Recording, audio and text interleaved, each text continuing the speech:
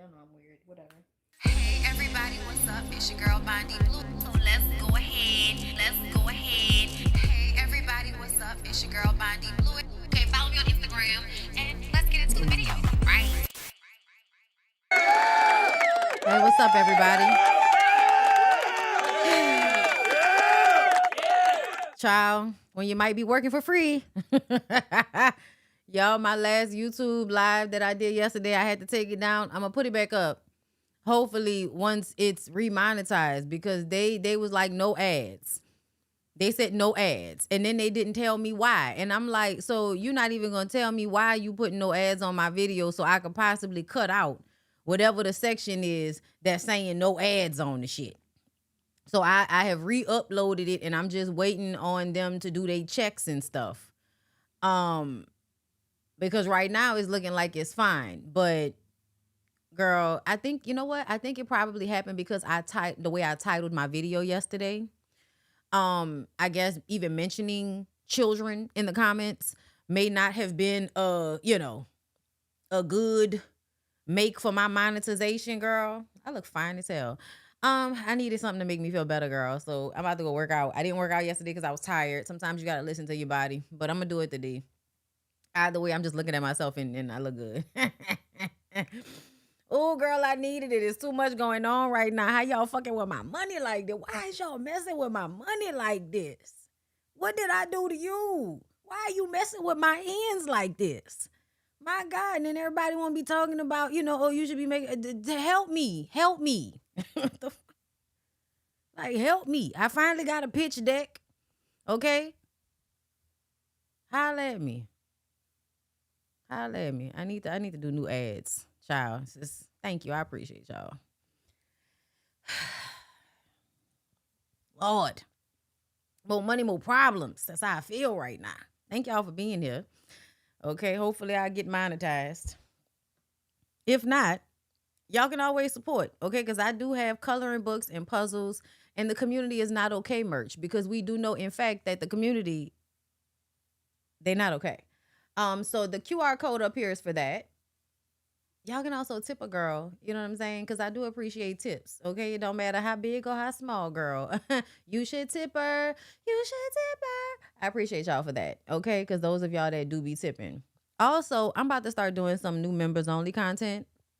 My goal is to be every Friday and Saturday, like members-only content. And it's not going to just be the reality shows, but kind of like a end-of-the-week rundown type of situation that I'm gonna post only for my members.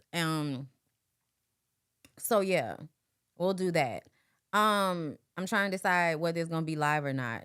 I think it's gonna be live though, because I know y'all like the lives. I know y'all like the live interaction on the topics and stuff. So I feel like I'm gonna make that also a live for my members. All right. So I'm, when y'all see content that y'all want me to talk about, send me the content. Because sometimes if it doesn't make it to this show, it's going to make it to that show. Especially because there are certain topics apparently that they will not monetize. Like the videos I did about Alicia Brown and Big Tigger and all of that, over here, it rocked. But when it was taken over there to BondyBlue Bites, which, lesser subscriber count, I guess, more ridicule. So those videos did not get monetized at all, girl. Those videos did not get monetized. There are a lot of videos that I do over there that do not get monetized. And, it's basically you working for free. Doesn't feel good. But, you love the job. So these are the things that come with it. You figure it out. You try to work around. Okay. But I swear to God, I'm about to return to other shit in a minute. Okay. Anyway, and when I say that, I mean other jobs, child. Other jobs. Might go back into some things. Anyway, let's get into today's show. Hopefully y'all enjoy it. Hopefully the people pay me. With that being said, let's talk about One-Eyed Willie Wop. Y'all, I did a search, right? Because I just wanted to see, right? Somebody revitalized me paying attention to Chat GPT. Y'all know I don't like to use too much AI, right? Because I feel like it's unethical. I think that it's stupid to destroy the earth in order to have technology, especially when there are other ways to do it. Apparently, in other countries, when they have these AI data centers, they put them over the ocean and do some type of turbine situation that regenerates the water that it's using up and all of that type of stuff. So it's more ethically done in other places. But only here do we have to find a way to make it ruin the earth, because the idea is to ruin everything, ruin the earth, ruin the people, ruin the women and the children, ruin the men, just ruin everything. That's the rule. That's the goal now. That's the rule. That's the goal now. What are we doing? What's going on? I don't know, fake Tucker Carlson. I don't know what's going on, but I do know that even with all of that, ChatGPT told me that the number one story this week, and y'all, this is how you know that I have a niche crowd, because never in my, like, girl, I would not think that Fetty Wap getting engaged would be that interesting of a story. But apparently on People Magazine, this is one of their highest engaged stories, okay? And I think I might start doing that. Just go see, because, you know, if I put it in ChatGPT, they're going to tell me what the white people talking about. Girl, they gonna tell me what the white people talking about, okay? And apparently the white people are talking about Fetty Wap getting engaged, okay? That is a beautiful stone there. Okay, that's a beautiful, okay, emerald cut, right? That's nice. Girl, I love an emerald cut. Will you, Hillary, will you marry me? Like, oh my God. Yeah, baby. Yeah.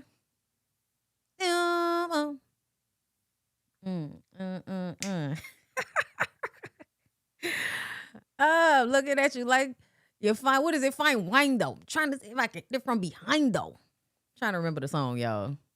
Cause that was my shit back in the day. I'm like, yeah, she's fine. Wonder when she'll be mine. She walked by like press rewind. She and I one more time. Baby got this soda. Child. I used to love me some Fetty Wap back in the day. Why we can't hear nothing? They saying stuff? Can y'all hear anything? I can't hear nothing. Yeah, they ain't got no sound on this shit. I don't know. Y'all, Fetty Wap got engaged. Fetty Wap just got out of jail. Here's some of the comments though, y'all. A happily herpes marriage. Well, I mean, there's somebody for everybody. Okay. Let's see. He was just with Kavana though, like last month, laughing my ass off. Now he's engaged to a bartender. Oh, nah, this about to get messy for real. Listen, I'ma buy you a drink. Shorty, take you home with me. I got money in the bank. Shorty, what you think about that? Okay, listen. Listen, I'm sorry. Oh, my God. Hold up. I got to see. Am I not connected? I might not be connected. Let me see. Because I feel like this has to have sound. I want to hear what this. I want to hear a mushmouth rapper propose to somebody. I do. I want to hear it. I can't let you go. You are the one. Oh, you are the one who makes me feel so real. Yeah. What am I supposed to do? Oh. Yeah, all them fucking commercials I put on that shit and I ain't get paid for none of it yesterday. That's what they said, okay? Who makes me feel? I guess he make her feel so real. Okay, I'm going to go cry in a corner now. Congrats, girlfriend. People are not happy about this. Congratulations, my heart, Fetty Wap and Lil Sex. Why is that the name? Lil Sex? Wish you both many, many years together till death do y'all part. May it be filled with unconditional love, endless laughter, mutual respect, understanding, faith, and enduring joy. That is so sweet and delusional. I love that. So delusional.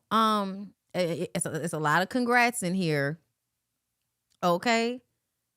But I guess, you know, Fetty Wap got engaged, y'all. Let's see what the People magazine said about it. Because that's who was really talking about this. Fetty Wap.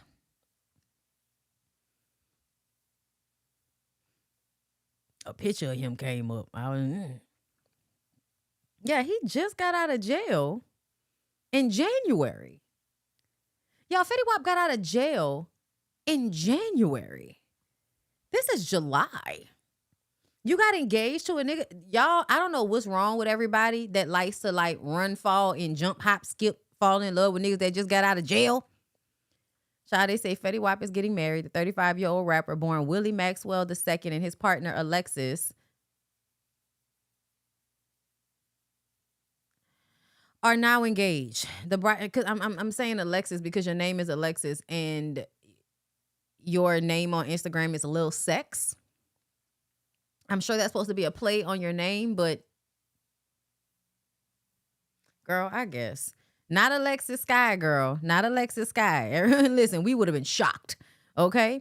The brides to be announced their new engagement status on Instagram, what I just showed y'all. The carousal began with a snap of her proudly showing off her ring in front of a sign that reads, Will you marry me? The neon sign is surrounded by a pink heart-shaped flower display. The post continues with a snap. Like we saw, we don't need y'all to explain it. Fetty Wap wore white. Why y'all writing articles and telling us what the motherfuckers is wearing? I guess like, y'all think we about to read this for radio? We can see the video. Next, there's a video of the fiance accepting roses. We saw it, y'all. Okay, the engagement ring appears to have a silver band. Like, y'all, many people shared congratulations to the couple. Neo's girlfriend, Ariel Hill, wrote, I'm going to cry in a corner now. Congrats, girlfriend. I read that one. Alexis also showed some additional messages to her Instagram stories, including one of her displaying a ring while on a video call. It's a wife. Congrats to my sister and Fetty. You both deserve. Girl, I'm sorry. I'm going to be one of the people that tell y'all do way too much congratulating for stupid shit. Because I really do think getting married to a man that got out of jail within a past year, I think that's stupid. The reason why I think that's stupid is because I feel like this is a person that needs to showcase their ability to be trustworthy. Okay. And that's because I feel like people in jail, you may not have did what you went to jail for, even though I think this nigga did what he went to jail for, but you still have learned how to lie and manipulate to get your needs met. And that's the reason why I wouldn't be running, jumping to be married, expecting monogamy. Because when you get married, that tells me you are expecting monogamy from a rapper that just got out of jail in January. They already in the comments saying that he was with somebody else not too long ago, which tells me this nigga is probably not going to be faithful, but you want to be married. So here we are. Like, this just like when we was talking about the Lex P situation yesterday. Like, y'all will see how these men are, what they move, their circumstances, and still decide that marrying them is the best option. Fetty was previously linked to model Alexis Sky, reality star Masika Kalia, and model Leandria Gonzalez. He is the father of 6 kids, one of whom passed away in 2021. The rapper released his 4th studio album, Xavier, in March, just months after he served 3 years in prison. 2 months exactly. Yeah, this, girl, no, I'm sorry. I'm not about to congratulate this. I'm not gonna, I'm not, because I just feel like, no, we need to get out of this habit of just because somebody is having a baby or getting married that we ignore all of the nuance of the situation and be like, oh, well, we don't know them. Let's just no, society-wise, people marrying niggas that just got out of jail. No, I just don't think we should be out here doing that. I'm sorry. But, y'all do y'all thing. That's y'all business. I'm not about to pull a dick out your hand or anything. I'm not going to knock the ring off your hand. But I'm also going to, be one of them people online that's going to give you the opposing, are you sure you won't do that? Because based on what this here look like, this look like a lot of nights crying because a nigga cheating. Okay, that's what this look like. This look like possible STDs. Girl, this look like it could be a mess. All right. Listen. Yeah, no, I'm re-uploading. Once I get down off of here, I'm gonna re-premiere that live to y'all so y'all will be able to watch it again. But yeah, because they really tried to play on my top. Like, really? No ads? Got me fucked up. Okay, we about to flip it. We gonna take it out, flip it. blow it and put it back in. That's deleting it and then, coming back and reposting it with a different name and see if they still on the same type of bullshit they be on. I'm telling y'all, I get shadow banned a lot. Reason why y'all get unsubscribed from me a lot. A whole bunch of stuff happens, that I be having to take it on the chin. That's why I be needing more brand partnerships, but ones that work for me. I can't be out here just trying to sell people no any and everything. That don't work for me. You know what I'm saying? Girl, that's in my life. We'll talk more about that. Anyway, Candiace. Let's get into Candiace. Girl. So first of all, Candiace was one of them people, and I like Candiace. Y'all know I like Candiace. But Candiace was one of those people that was in the comments talking about we need to apologize to Andrew Gillum. And I'm like, y'all got to stop not reading the whole story and just reading because you want so badly for somebody being accused of arrested for drug paraphernalia. You want them to be innocent of being on drugs. I don't know why. If they are on drugs, we do not need to cleanse their image. They need to see what's going on in their lives so that if it's embarrassing enough, you will make changes. The fuck? And now he got to make changes because the piss test was about, the drug test was about getting him into a program, girl. It was about getting a man into a program which shows this man has a drug habit. Okay? He just had to not do meth for a week between the time he got arrested and the time he ended up in court. I'm sure that's what his attorney told him. His attorney was like, listen, they got a program. Do me a favor. Clean out. Don't do nothing between now and the court date next week and we should be fine. That's what happened. So I don't know why everybody, Candiace was in the comments. Y'all need to, no. Nobody needs to be apologizing for telling the fucking news. The news was he got arrested again. I don't know what y'all want from us. Anyway, Real Housewives of Potomac alum Candiace Dillard Bassett opens up about having gender disappointment during her pregnancy. And I was just like, Bernard, let's listen.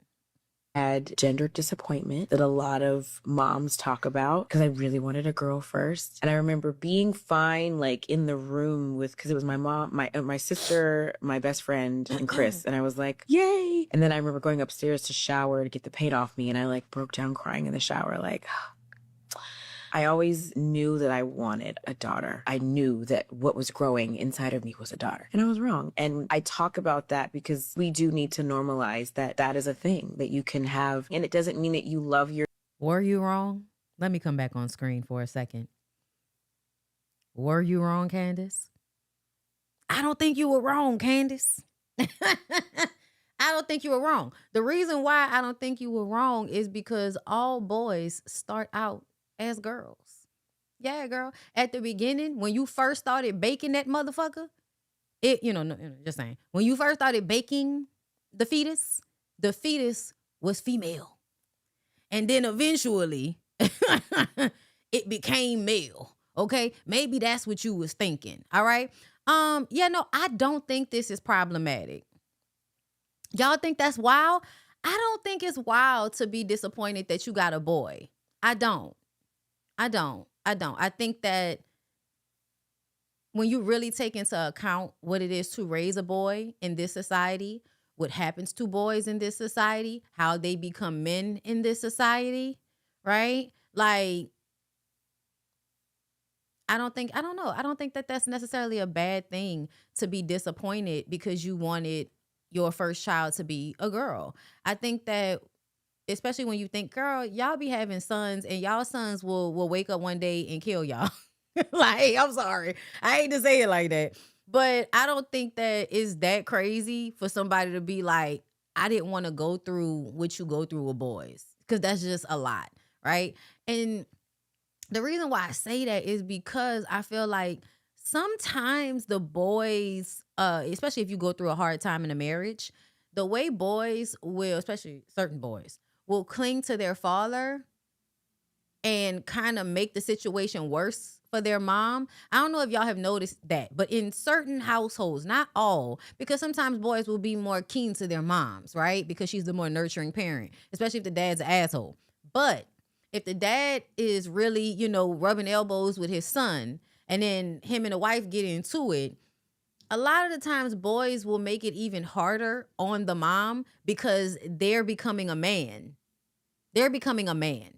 So they're not going to be the child that understands your perspective as much as a girl child will. right? I don't, and I'm just saying this, y'all, I'm spitballing. So please understand that there are always, girls that are gonna be for they daddy against their mama. That's always gonna happen too. Don't get me wrong.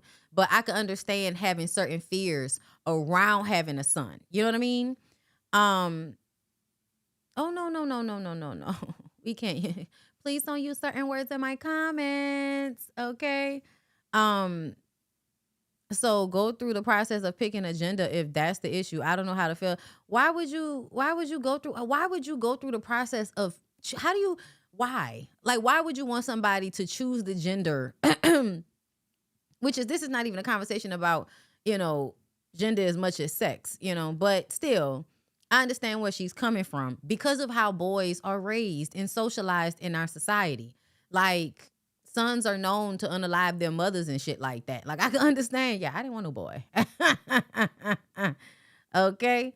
My mom wanted boys. She should have had them too. Wasn't good with her girl children. And to me, I feel like she wouldn't have been good with boy children either. Because sometimes bad parents are bad parents, regardless to what they wanted. If she had said regretting having a girl, most people in the comments would agree. They would. And that's why I feel like there's nothing wrong with expressing disappointment that you thought you were going to have a girl and then you ended up having a boy. Now, does that mean it's then okay to be that way with the child, act that way with the child? No, but I think that two things can happen at the same time. I think a person can have feelings about it and then also not act on those feelings. I know a lot of people don't get that because for them, as soon as they feel it, they act on it. But you can feel that you're entitled to that feeling, that disappointment, and it not affect your child. You know what I'm saying? Your children any less or any differently, or that you're not happy. It's just a feeling, an emotion. Y'all, people work on my nerves sometimes in the comments. Okay, so one of the comments is, what's happening with the top lip? What's wrong with her top lip? She has gloss on her lips and there's light, and that's from Kalia, right? Yeah. Oh, no, that's not the same Kalia. Is that the same Kalia? I don't think so. No, that's not the same. No, that's my friend Kalia. Okay, yeah, no. Kalia, what you talking about in these comments? That's the light on her lip. So y'all know your top comments be the people you know. Okay. Associate, let me be clear. Queen Sheba said, I'm tired of her ass. Why is y'all tired of this lady? What has Candiace been doing like that for y'all to be tired of her? Like I said, I had an issue with Damien. I'm tired of her. What the hell? I prayed for 2 boys and got what I wanted. I didn't want to know the gender until I gave birth. I bought all boys' clothes. Didn't care if it came out as a girl. She was gonna be a stud. That is problematic and also hilarious. My mom have said how she wanted a daughter so many times. I just happened to be born first. My sister came second. If she was born first, it's a high chance I would not exist. She wanted a daughter. I have an up and down relationship with my mom, but overall it's good. But hey, not existing sometimes, that seemed just fine. Well, that's sad. I can relate. I wanted a boy so bad and cried like a baby when the nurse said it's a girl. My mom was so mad at me. My girl is 16 now and my best friend. It's okay to be honest. It didn't change the love I have for my child. That's what I'm saying. Like it's fine. Like I think it's y'all. People are policing everything that women say as it pertains to like pregnancy or having children if it's not positive. I like when y'all tell the truth about what y'all experiences are being mothers and your feelings. I like when y'all tell the truth because it helps other women realize the truths of the situation. Because I think motherhood and being a wife and all of that is something that is very much given to women as some type of cure-all, some type of fantasy. It's basically a lie. The way they tell you you're going to respond to having a child is a lie. Oh, it's the most, girl, not for everybody. Not for everybody. Everybody doesn't relate to motherhood the exact same way. And when y'all act like something is wrong with women, when they don't express motherhood in this, I'm so happy to be self-sacrificing, whatever I get, I'm so happy, girl. No, that's not everybody's experience. And y'all should not force people to lie about how they feel. Gender disappointment is actually crazy because some women can't even have kids. Girl, who gives a fuck? I'm sorry. I'm sorry, but I hate when y'all do that. It is not every woman's responsibility to carry the brunt of every woman can't have kids, so you can't complain about how you feel about it. That's stupid. It's literally out of our control and what the gender will be. Please just be grateful. Girl, I'm sorry. Like, fuck you and all of the women that you're talking about, because that don't have nothing to do with her. She's entitled to feel how she feels about it. Y'all don't care when a woman wants boys. Y'all don't care. I definitely had it with my daughter. I had been a boy mom twice already and wanted another one so bad. Girl, why? I had his name and everything all picked out. And when I found out it was a girl, I was so sad. But of course, I didn't love her any less. She's my sweet little pumpkin. Yeah. But a lot of women are male centered. So for me, I don't like when y'all really want boys, because there is a history of not liking girl children. Like, y'all hate women and girls so much that there's a history across the entire world of an effort to not have girl children. Seriously. Men don't feel like their DNA moves down through their daughters. It moves down through their sons because their sons carry their last name. That's bullshit. That's actually like bullshit. Girls carry the most mitochondrial and I think paternal DNA, in my opinion. Like, a girl's ability to have a child and pass on your mom's, you know what I mean? Like, I don't like how y'all do that. I just don't. I don't like how there's always a negative to girls, right? There's a negative to having a girl child, but everybody wants to have a boy child. And when I was younger, I used to understand this because my little niece was like a terrorizer to me. Okay, at some point. Like, that's my baby. I loved her and I've consistently loved her. But it hasn't always been easy because of the relationship between me and her mama. Okay? So because of that, when my nephew came along, which they were born around the same time, they were born like a couple of months apart. My nephew, that situation wasn't like that. You know what I'm saying? So he was just a sweet baby. You know, he was a sweet baby. They always want to grab your jaws and all of that. But that's also because boys are not as aware as girls are. And now I recognize that I love my little nephew because he wasn't like aware of everything that was going on. My little niece was, I think, aware of the things that were going on. And so, you know what I'm saying? You know what I mean? Like, I feel like I attributed that to him being easier or sweeter. But when I really step back and look at it, and, you know, my niece is my girl. Like, we have so much in common. We are alike in so many ways. That's my fucking girl. And I don't have that same close relationship with my nephew anymore, right? But no matter what, I've consistently had a close relationship with my niece. And, you know, that's just how it happened. And that's my girl. So I understand how we have these mindsets about things. And I also feel like it's attributed to the idea that boys are easy. Along the way, somebody said that out loud in front of a girl child, that boys were easier. Boys are not easier. Y'all just don't raise boys.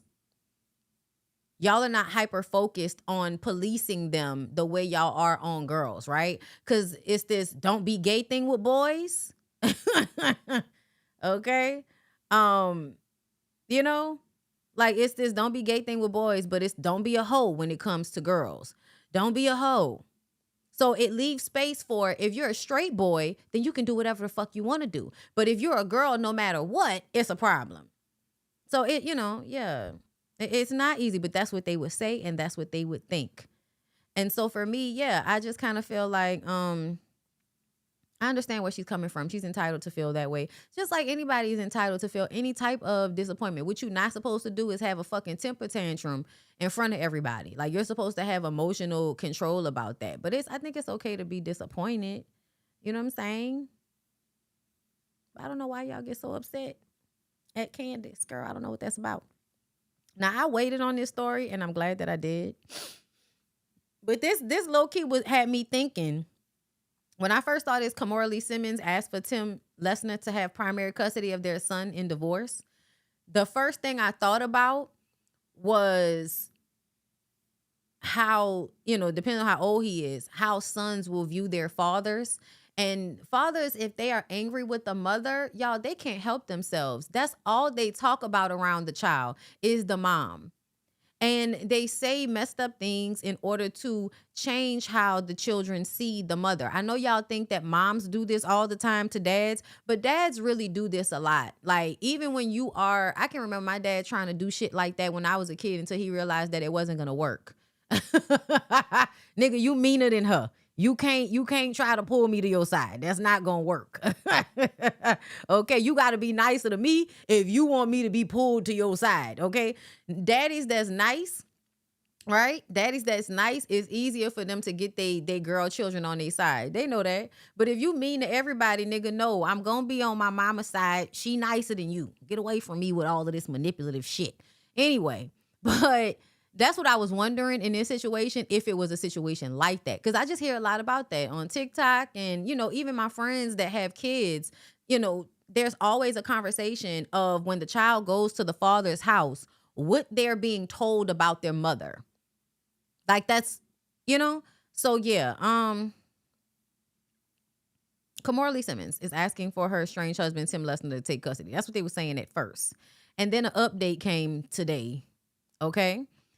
It says, in case you missed it, court documents obtained by TMZ initially showed that the reality star checked the box for Tim Lesnar to have primary legal and physical custody of their 11-year-old son, Wolf. However, an insider has since reached out to the outlet clarifying that the filing was simply a clerical error. According to the source, Kamora has had full custody of Wolf since things ended with Lesnar back in 2020 and has no plans of switching up now.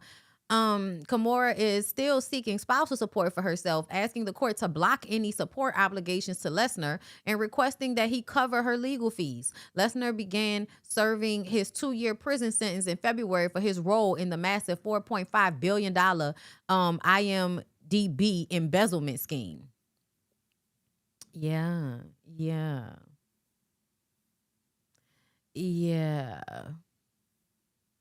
So it was a clerical error, you guys.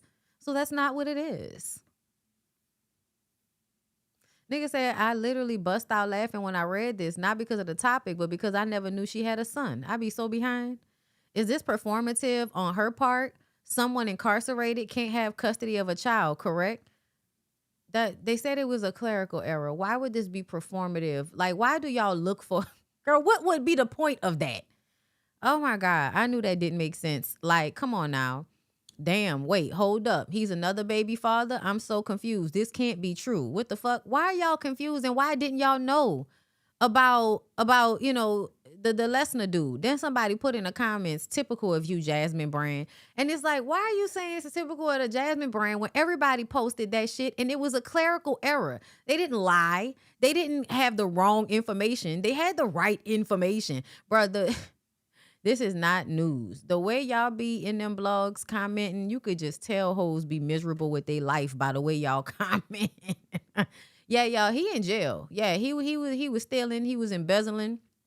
That's why her other baby daddy, Russell Simmons. Remember Russell Simmons would be going off talking about they took my money. No, what happened? What I believe happened is you was all well and good with Tim Lesnar and Kamora. Everybody was a big happy family. You gave them money to invest, and that nigga embezzled it. That's what it's giving. That's what it's giving, girl. Them rich man, child, they know they a mess. You got to be careful out there because you think you with a real rich man and you're just with another scamming ass nigga. Yeah. Okay. That's really a lot of times what it be. And some of the richest people, y'all, the richest people don't have the money you think they have. They live off loans. Okay? That's what they be doing, girl. This world is so stupid sometimes. Like, girl. Anyway, like the video, y'all. Like the video. Hold up. I'm cold. I need a sweater.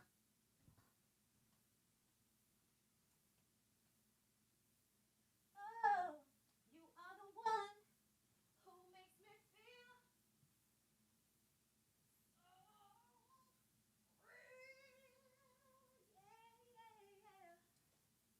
What am I supposed to do?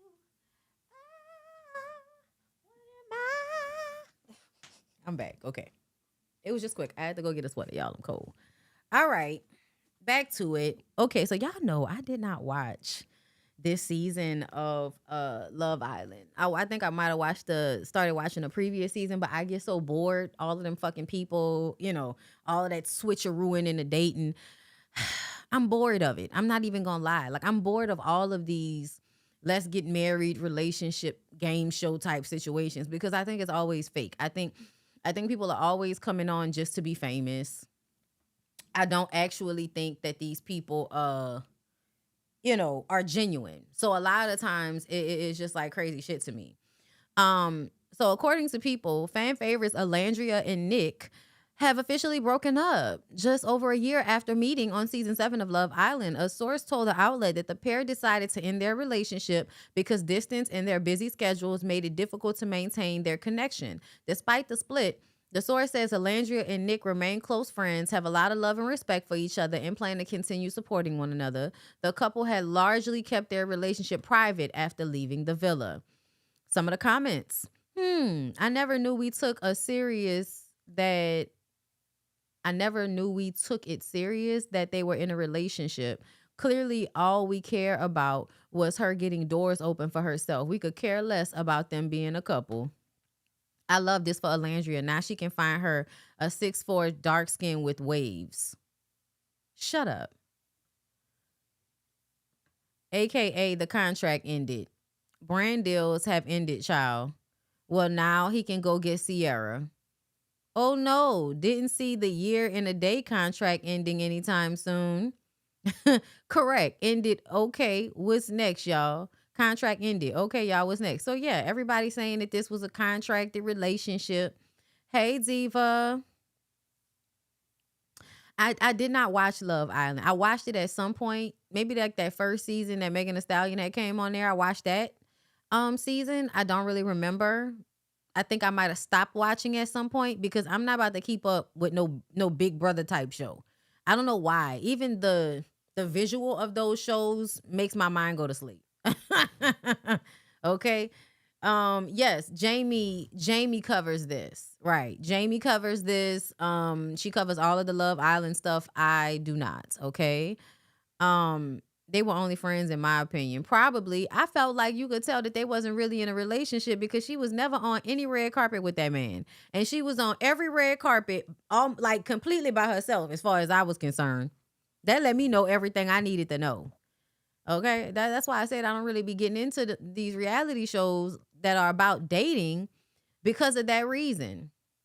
Let me see if I could find the Married at First Sight people right quick and I could just run y'all through how I was feeling when I saw the first 3 episodes of this season, which is I think season 20. I think this is season 20, y'all. I'm so confused about what season we on with Married at First Sight. It's not even a dating show. It's a literal game show with a cash prize. Right, Love Island. Yeah. Girl, it's not coming up. Come on.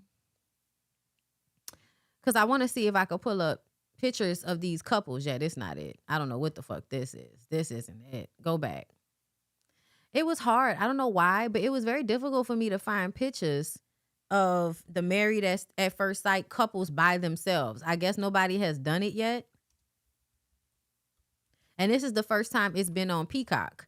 I forgot it used to be on Lifetime, but Lifetime is probably about to go away at some point. Okay? Because yeah. They just losing everything. They don't even be on all of the Okay. Hold up. They don't even be on all of the services, like all of the cable services and stuff like that. Like I don't even think Lifetime is on YouTube TV. I just want okay. Let's do this. So right here. Okay, this is one of the main, okay, because as black people, we really only be caring about the black people. We really only be caring about the black people unless the white people are like really crazy. And a lot of the times that's what be happening. Go back. So this is Sean, right? Sean is 47, college VP of administration. Loyalty isn't a value. It's a lifestyle. Looking for a leading lady with main character energy. Okay, so I'm going to tell y'all off rip. This is one of those men that you question, are you really into women And are you really into black women? And that is because if a man, has too much of if he uses his hands too much, if he turned on his heel too quick, y'all are policing the shit out of men to make sure that they're straight, okay? So me personally, I'm just paying attention to the way the world responds to these things, not that I actually think it, okay? Because I don't know this man. But men like this sometimes feel like a part of their malice is not being attractive to everybody, knowing that, and then making people feel sorry for them because of it, right? So I don't know how this is gonna go down. Yes, he is goofy. He joked about 69, and the lady felt so uncomfortable. This is the lady, Nikki, 46, HR leader. Now I'm gonna tell y'all gotta stop lying about what y'all find attractive. Y'all gotta stop lying about what y'all find attractive. They always play on a black woman top on these shows, okay?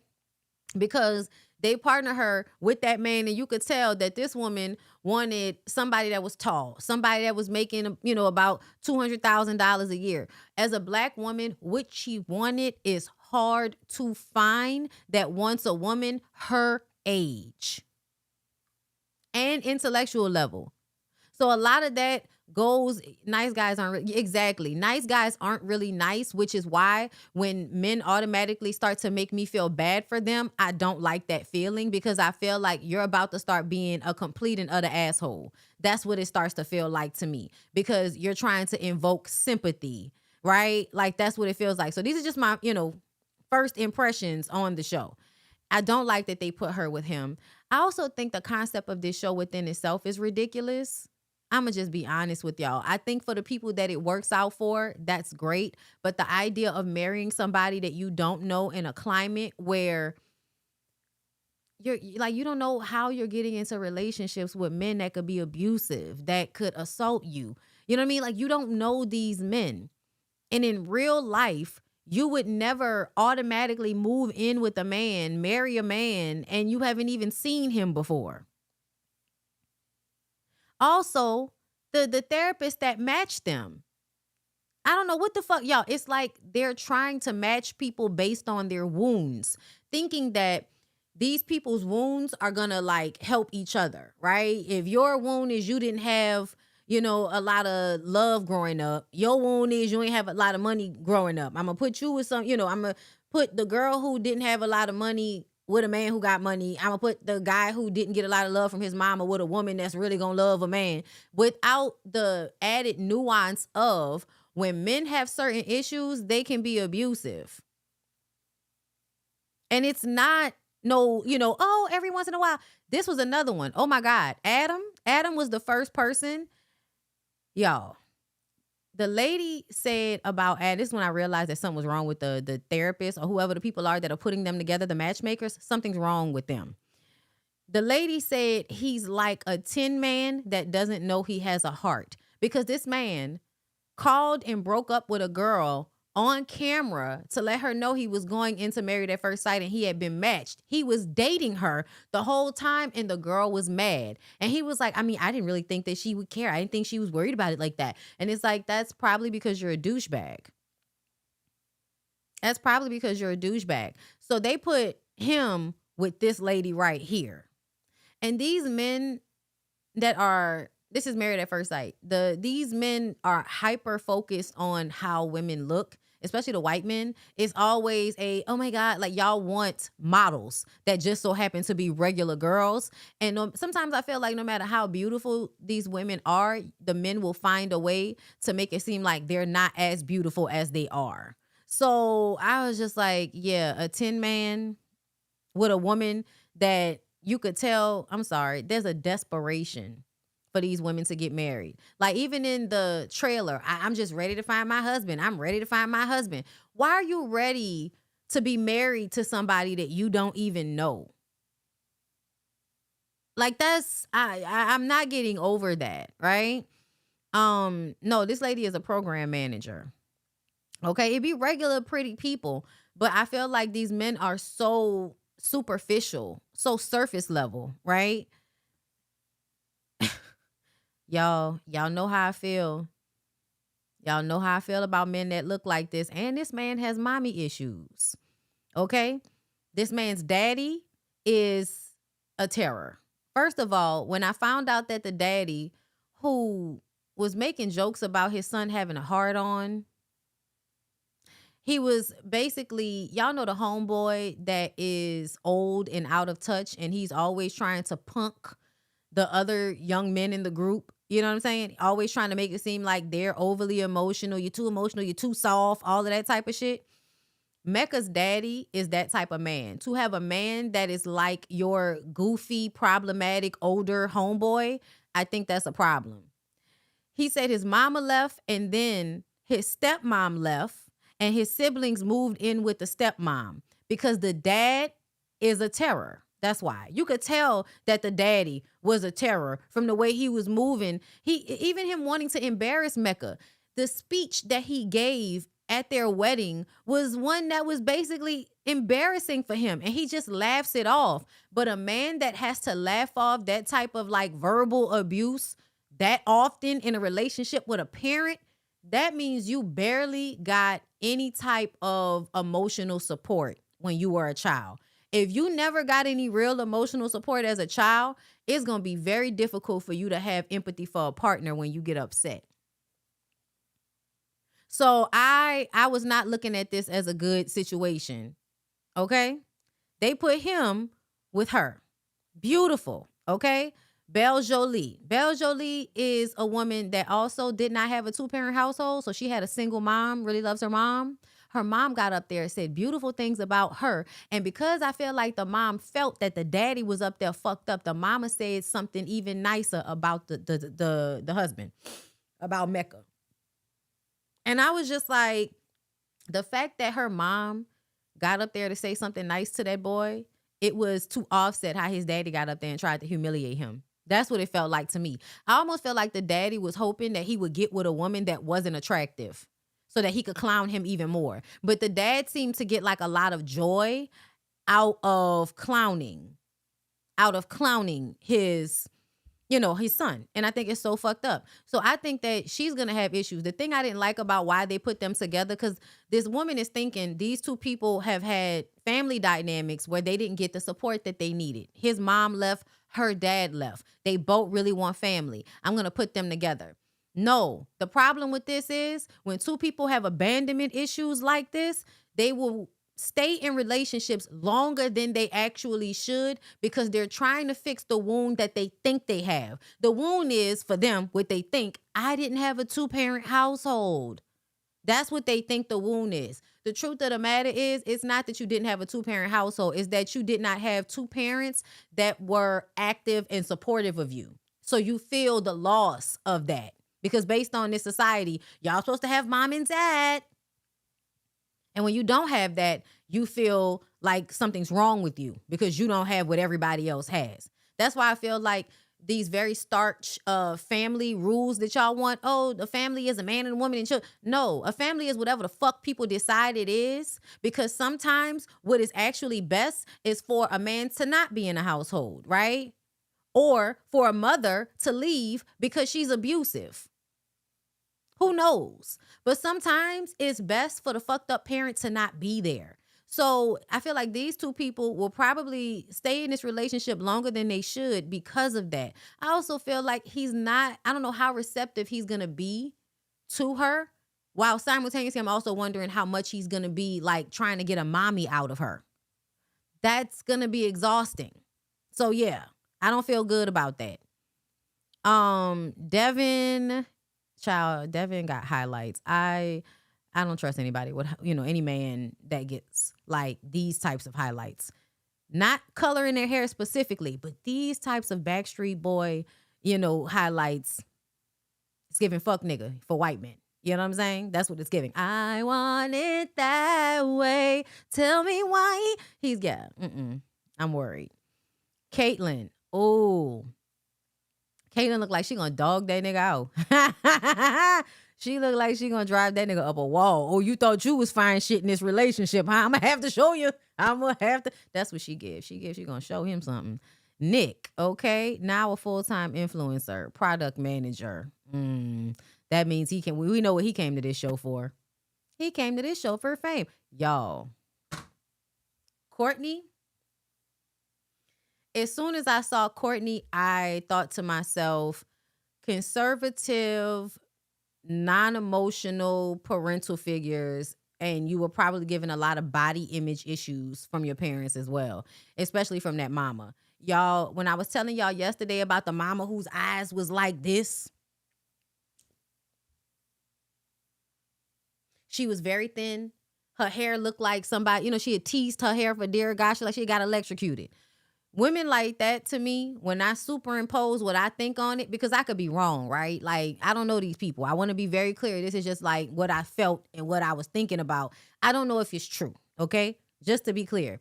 But when I saw this girl and how nervous she was, how she was staring at him, I feel like you've been given abusive, controlling type of behaviors in your family dynamic. The daddy looked like, one of them abusive white men that probably, like to meet up and get their peen sucked by random men in bathrooms. I don't know why, but whenever white men are too, the haircut is very sleek, white hair, he's in shape, he's probably MAGA. Yeah, I feel like y'all are oppressing yourselves in, in very deep, fucked up, guttural ways that I don't have time for.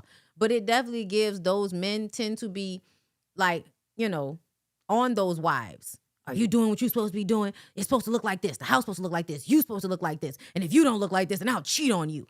That underlying, after a long time, will drive a bitch crazy. And then a bitch will then give that to her daughter. And then her daughter will be here showing us the bones in her shoulders, but telling us that she is a body, a lifter. I'm not, bodybuilders. To me, bodybuilders eat. I don't know when bodybuilders stop eating, but I didn't feel comfortable looking at her body or her mama body. Like in her mama, all of the bones in her back. I was just like, yeah, no, this whole family dynamic looked toxic. And white people, I hate to offend y'all, I don't, but I just have to say this because I feel like this is just my honest opinion on how I have observed y'all from growing up around white kids, all of that shit, right? Y'all really lack emotionally support. Y'all be thinking that like white parents are always like, what do they call it? Gentle parenting. No, a lot of them are raising sociopaths. Like, I don't know what the fuck be going on, but there's like a lack of emotion. There's a lack of connecting. There, I assume, like, especially like, looking at that Nolan Wells situation, and we're going to talk about that in a minute. All them white boys that he hangs around, I'm assuming that all of their parents have implemented the socio-psychopath chip in there somewhere, because it comes with the white supremacy, the homophobia, the stark gender roles, the gotta come from this type of household situation. Y'all make those people that are hyper focused on image and all of that like that, and a lot of their lives are built off of the hatred and the disenfranchisement of other people. Yeah, those people raise sociopaths. And usually they are emotionally disconnected from their children. So they will be there for their children, but say their child comes to them and expresses emotion about something, they will tell their child they need to get over it. That's not just white people, because black people do this too. I was told that a lot when I was a child. I'm really been thinking about that lately. The lack of, having my emotions soothed when I was young, because it's very much stop crying before I give you something to cry about. Get over it. You know what I'm saying? You need to suck it up. You know what I mean? Like, just a lot of not soothing my emotions, but telling me that you don't have time or patience for my emotions. Then creating the thing in me to not have time and patience for my emotions either. So now I don't care how I feel. Yeah, that's what be going on. This lady, yeah, she worries me because she feels so nervous and anxiety filled. And I think that has a lot to do with how she was raised. Felipe, listen, seems like a nice guy. Actually, I might like him the best. He seemed to be like a kind person, right? Somebody that wasn't always cute, but got cute. If he's not an asshole, which he's Brazilian, so he may not be an asshole. This is somebody that bathes 2 to 3 times a day. When I see a non-white white man that bathes 3-4 times a day and grew up around people that know how to move their hips, I have high hopes that he will probably be the least toxic. Okay? That's y'all, these are all stereotypical things. I don't know these people. I'm spitballing. It's how I feel off first sight, goddammit. Yes, rejecting emotions is a capitalist necessity. It's universal at this point. Yeah. And because it used to only be like, oh, it's business, it's not emotional, which actually that was bullshit from the very beginning, right? But this is literally how people move in relationships, as if how we make each other feel is irrelevant. It's not. It's all there really is, to be honest. It's how we make each other feel. That's all anybody really remembers. Okay, and then this lady, she was with him. I feel like she may not like him like that, but we gotta wait and see. Cause yeah. So yeah, that's what we got so far for the Married at First Sight people. I'm watching.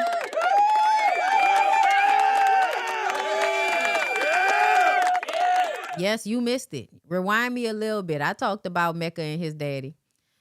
All right, y'all, let's move on. Speaking of problematic daddies, and just because he had money and y'all like him, that don't mean that his children gotta like him. Okay? Another child, Vivian Jolie Pitt, this is one of the twins, files to legally drop Pitt from last name. Listen, I don't know why y'all act like y'all know these people better than their kids know them. Y'all also don't like when Hollywood parents allow their children to be like genderless. You know, you wear whatever you want to wear. You know what I'm saying? If you want to wear boy clothes, wear boy clothes. You want to wear girl clothes, wear girl clothes. Do what you want to do. Y'all get mad about that because y'all feel like that's perverted in some way. But those are the same people that will force grown adult women to have sex with children so they don't be gay. Very, very odd mindset, right? She's already been using Vivian Jolie professionally, including in the playbill for The Outsiders in 2024. Oh my God. Well, this is going to be amazing. The comments. Child, not an entire paragraph. Not a paragraph. Y'all, look at this shit. Why would you write this? Like, this is what I need for y'all to do. Everybody that wants to write this amount of words in a comment section, just make a fucking video, bitch. Get a Substack. But stop putting this amount of shit in people's comments. This is ridiculous. What did this man do? My goodness. Like, you can go Google it instead of commenting that because it's news. It's been out there. Y'all don't pay attention to white people's news, but act like it's not happening. Y'all work on my nerves. Trust me, these people will be the first in line to claim Brad Pitt's belongings. Let me come on camera. They're his kids, fuck ass. But another thing is, maybe not. You saying that, but I very much think these children understand that letting go of his name means they probably not going to get nothing anyway. That's probably a conversation that's already been had. Guess what? Their mom is super rich too. What the fuck do y'all be talking about? Why do y'all talk about these two people as if Angelina Jolie is not one of the most well-paid, most successful actresses of our time? Girl, whole thesis. These people wake up every day and think, how can I hurt Brad Pitt today? It's getting silly. Why is that the comment, y'all? Why is that the comment? Why is that the comment? Not that Brad Pitt has done so much harm to these kids that they don't want to fuck with him no more. Oh, no. They want to hurt him by taking his name off of their name. Y'all are such dick-worshipping, following-ass weirdos. I just cannot. Lots of celebrity kids do this to create their own identity. It's not because of something Brad did. It's literally because of something Brad did. You niggas is slow. You can take away the name, but you can't take away the fact that she looks exactly like him. She also looks exactly like her mom. That's not the point. The point is to show that they're not fucking with him. That's to punish an abusive parent. You don't often get to punish an abusive parent. I love the fact that they have decided to take this nigga's name off of their names, because that shows y'all he hasn't been a good father. He hasn't been a good father. Look, it's a whole, but it's always some faceless people. Team Brad. Girl, what do you mean, Team Brad? These are children expressing that their father was such a terrible fucking parent to them that they decided to take his last name off of their name, and y'all in the comments finding a way to make him a victim. Y'all work on my nerves. Y'all work on my nerves. Good for the kids.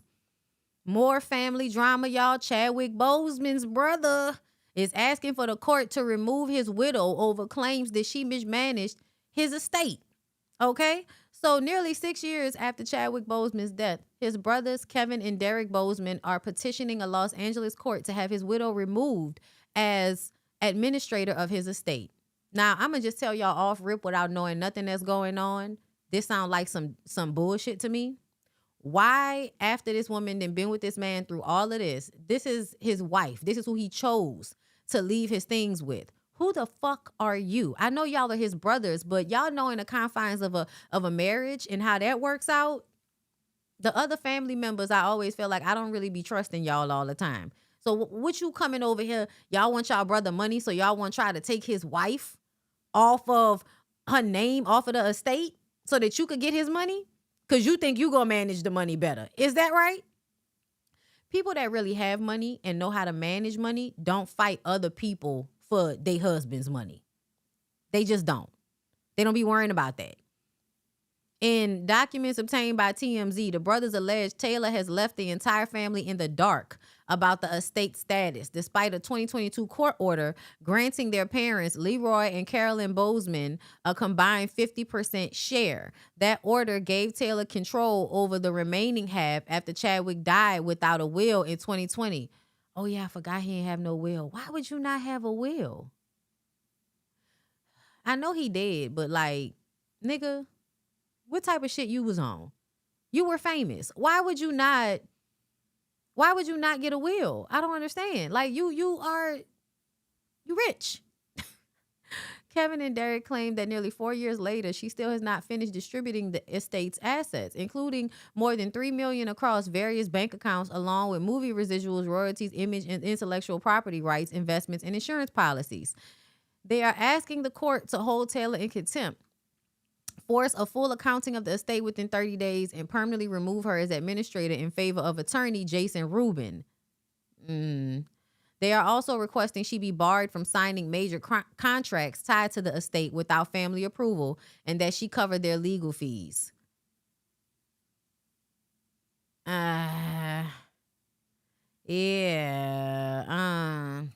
Even though I feel like I don't understand why the money wasn't given to the parents that's supposed to be given to them, but I also feel like y'all just want that money for y'all.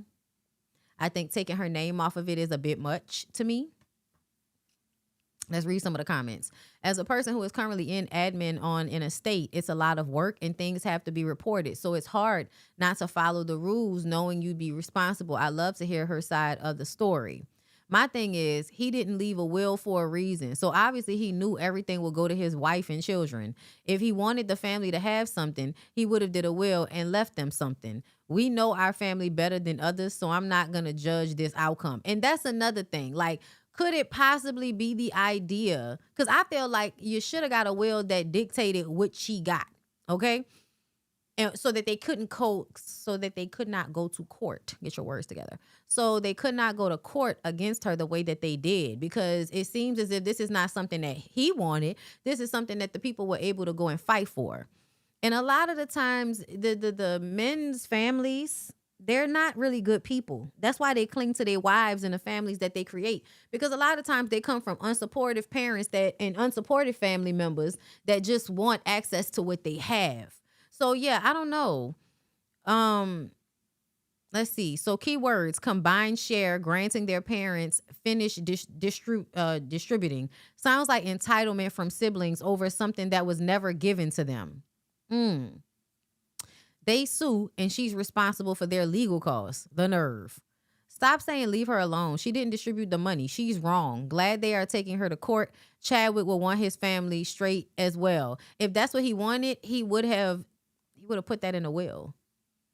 like the person in the comment said, automatically things go to the kids and a wife. So if he had a trust, she's over everything.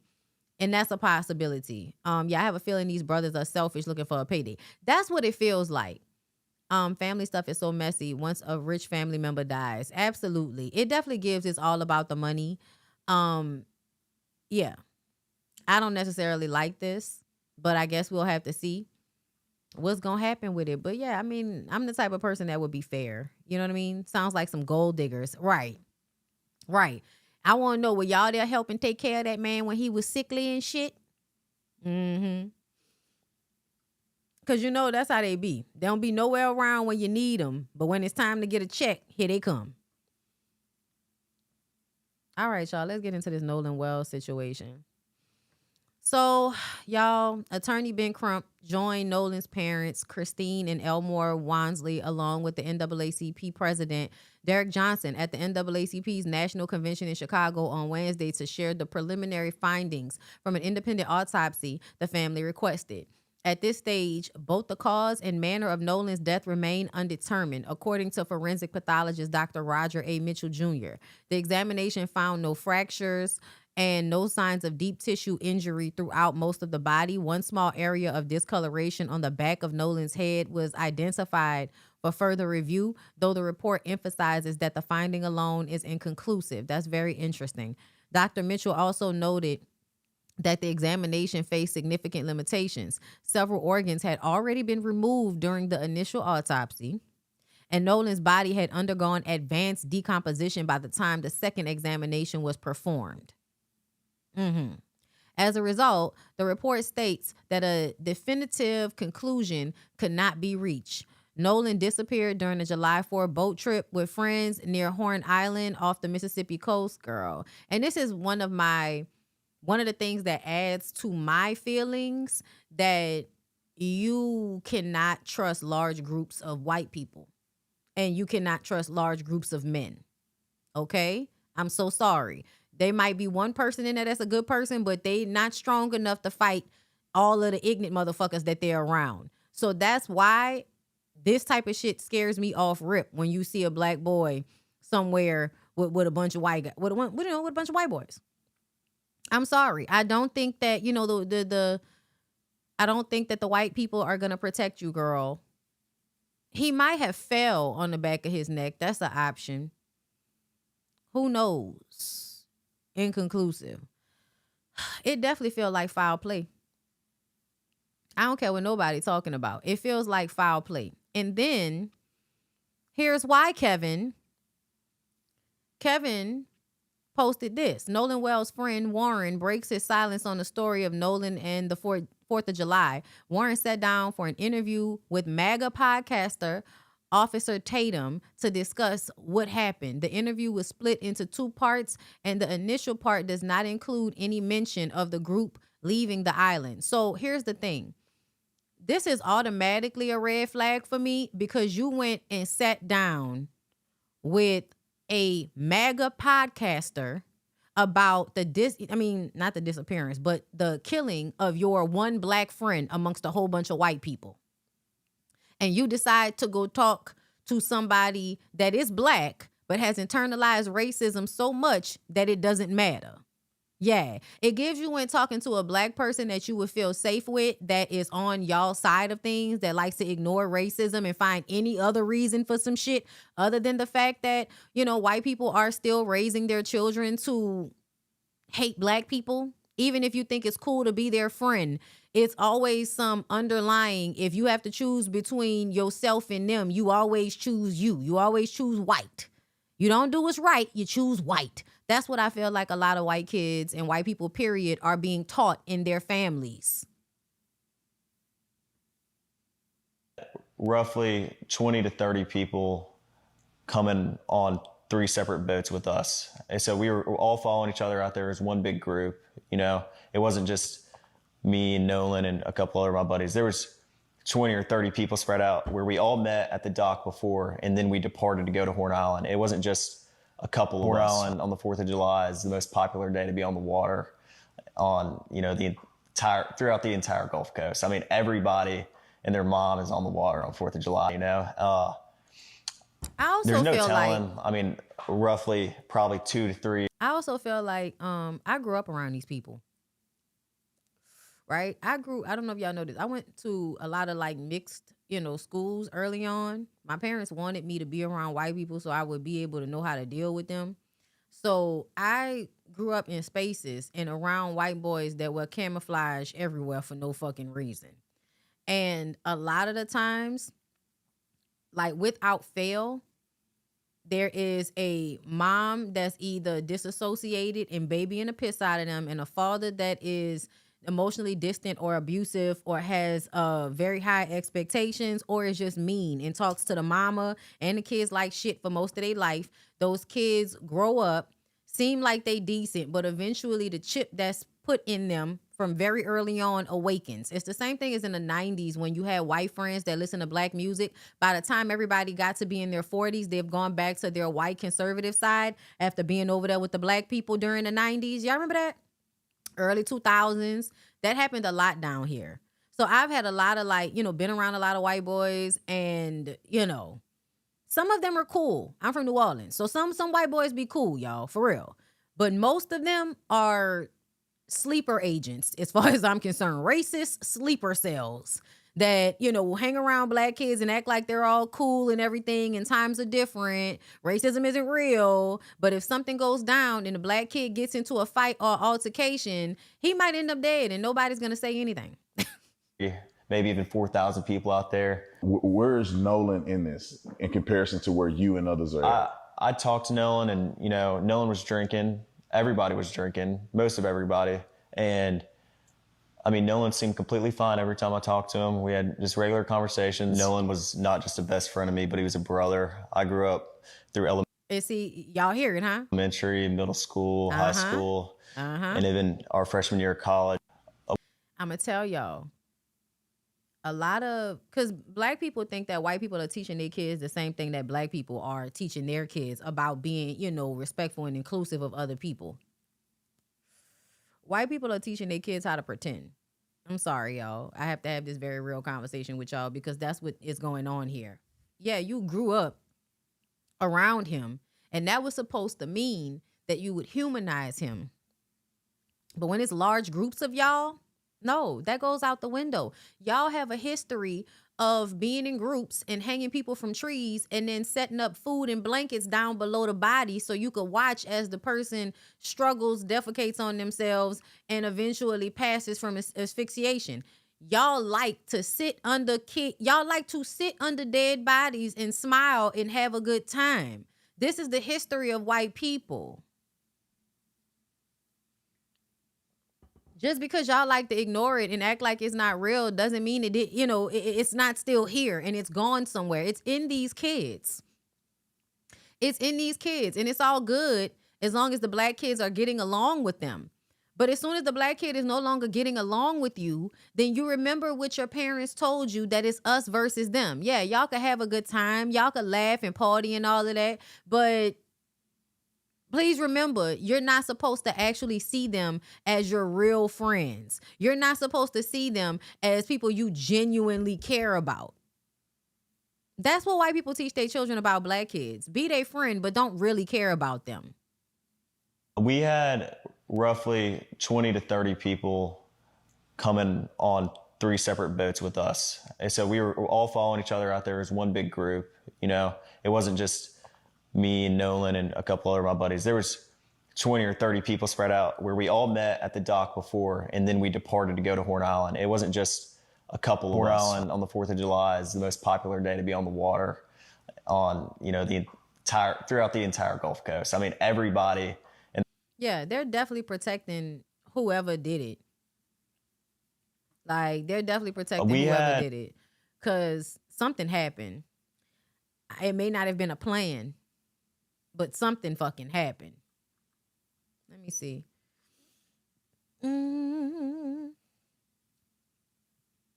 All right. I guess we're going to wait and see, y'all. But y'all know something fucked up happened with that situation, no matter what they talking about. Be friendly and cordial, but don't trust them. Exactly. Same. That is what I was taught. I got one white homeboy that I really, really fuck with that's still my friend. Outside of that, everybody we're cool. We're cool. You know what I'm saying? It's cool. Do I trust you to do the right thing?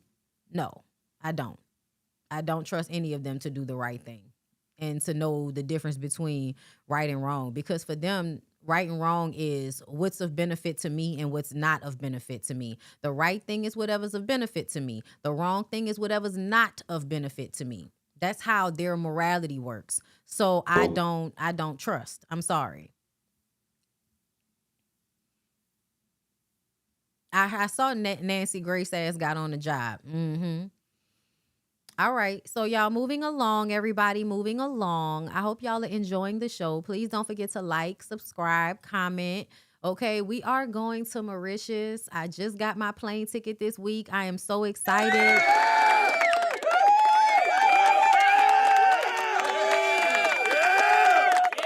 Listen, every time we go on one of these trips, it be feeling like a time warp, because it's like time gets to stop for a second. Even though everything is going on, you still get to like sit in the enjoyment of the trip. And I can't wait, because Ty always plans such great trips for us. It's very much feels needed. You know what I mean? So yeah, I'm excited about this next trip that we're going to East Africa. I've been wanting to go to East Africa. So, because the beaches on East Africa are amazing. So I can't wait to go. If y'all want to roll with us, if you're interested in coming, the link is down below in the description box. Reset by Design Wellness does a retreat every year. It helps. We do therapy sessions. You can pay with a firm, right? So you can pay as you go. It's only like a $500 deposit, and then you pay over time. Next year, we'll also have more trips coming. We've been to Ghana. We've been to Thailand 2 times. We've been to Bali. So we really have been traveling, and for me, I love it. Absolutely love it every time we leave. Okay. And that is coming up soon. We're about to be in August, so I'll be out of here in September. Before we get into Peter Guns, okay, yes, I do see in the comments y'all saying that the boy's throat is missing. Is that true? That's so funny. I did not see that on that little autopsy paper. I did not see that. They did say a lot of parts of his body were missing, though, because they had already done autopsies and shit.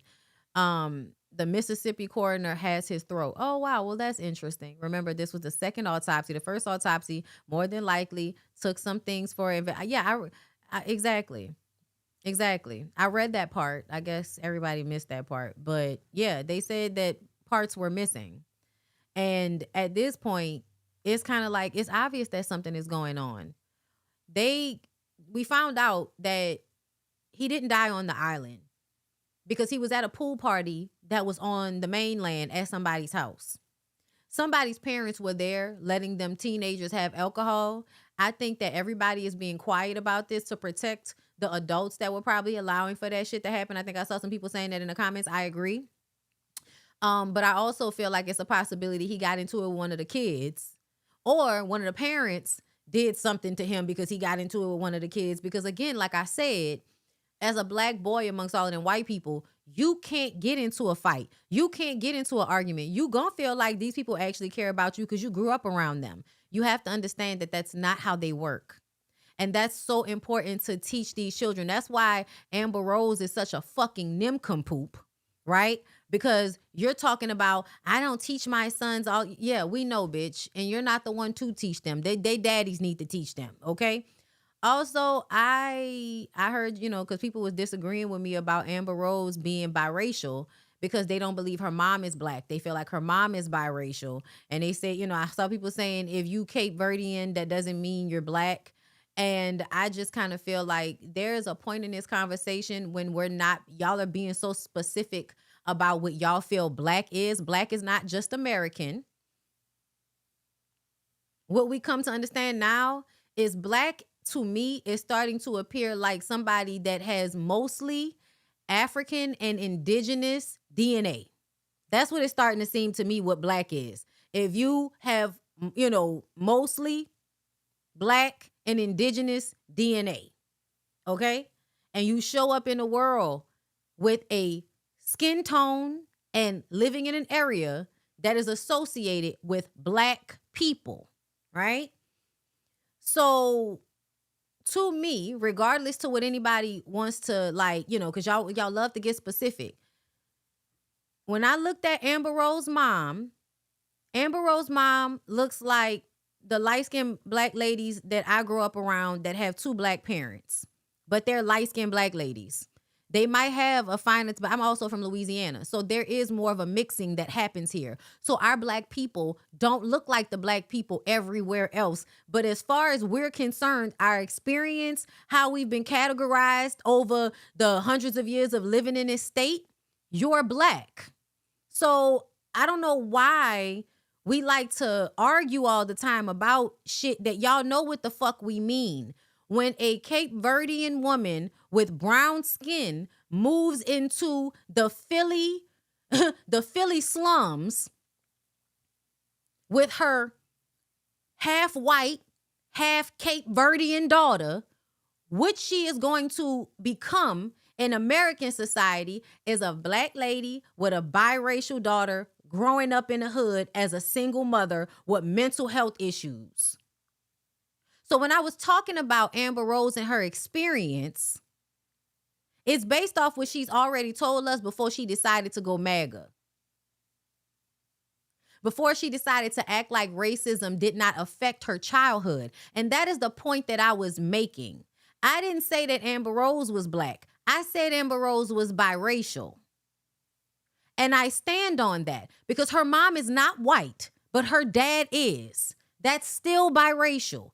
And when you put brown-skinned people in Black neighborhoods, guess what everybody thinks they are?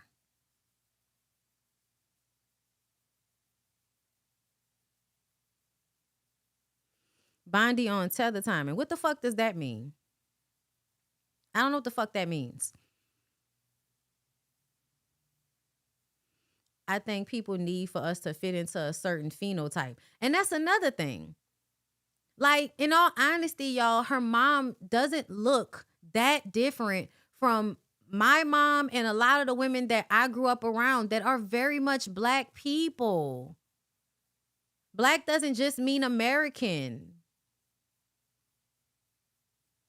Yeah, she's mixed nationality and mixed race. Race is a made-up concept, y'all. It's a made-up concept, which means the definition shifts and changes.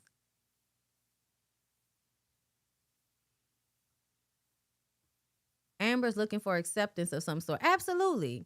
Yeah, people outside of NOLA don't really understand how we identify Black people. They don't. And then I understand. I get it, okay? But the way y'all will make a point that's not even relevant to the point is her experience. Her experience is not one where whiteness really gained her anything but the admiration of niggas.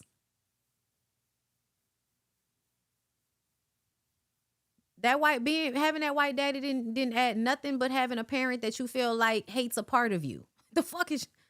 I am Black as fuck and have been told that I am a tether because I am first generation American. I don't know what the fuck a tether is in this concept. I don't know what that's supposed to mean, but it feels dehumanizing. My grandmother is Creole and 100% Black in heart and soul. Exactly, made the fuck up. So we wasting time picking people apart for no reason. I've explicitly been told I was mixed based on my looks, light skin, light eye. Yeah, no, I don't know. They said the same thing to me. They think I'm mixed. I'm not mixed. Both of my parents are Black. Like, I don't understand.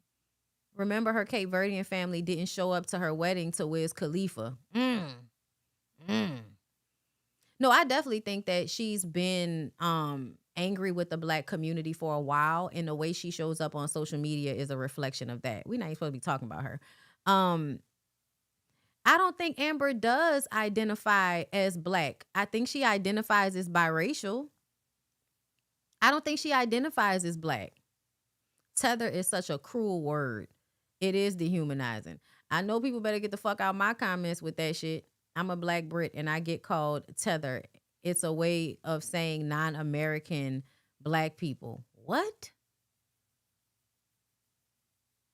Like, I remember what a tether meant, and that meant that there's a person up top and there's a person down below. And one person stole the other person's life. It was something like that, right? Like, I'm so y'all come up with new and inventive ways to be dehumanizing to one another every fucking day. I can't keep up. I would never call somebody a fucking tether because they're not American. Like, what the fuck is we talking about? Like, what's wrong with everybody? Do y'all know that indigenous people are considered black because of their skin color? But everybody isn't considered black because of their skin color, because Indian people are not considered black and they're just as dark as us. And that's another thing. Everybody be like, yeah, I know Cape Verde is on the coast of Africa and the people got melanin, but they not black. Yo, oh my God. Everybody is a mixture. Everybody is a mixture. Everybody is a mixture. No matter what landmass you grew up on, you are a mixture of something. I want, you know what I mean? Like, I want us to, like, you know, get out of this a little bit. Anyway, let's move on. Let's get out of that, because I ain't even really mean to talk about that. Let's get back into yes, I believe that copper colored people are original on every landmass. I agree. And I honestly feel like I'm starting to realize, as New Orleans people, the reason why we look the way we do is because we are more native than we knew. There's a lot of blending that was happening purposefully. Also, you know, all the raping done by white people in colonialization. The French really loved us. I'm being sarcastic. They hated us. But yeah, like, I don't understand how, when you are tether is just a cord or connector between two things. Tetherball, it's not meant to be derogatory. Yeah, I understand it in that framework. Like, I played tetherball, like, I understand, but the way people frame things when it comes to this, like, why would you call a person a tether? That reminds me of that fucking movie. That don't make me think about tetherball. That make me think about the movie. That's why I go to first. I don't go to the sport first and just being connected. No. And also, I still feel like being called a tether is like being called a derivative of somebody.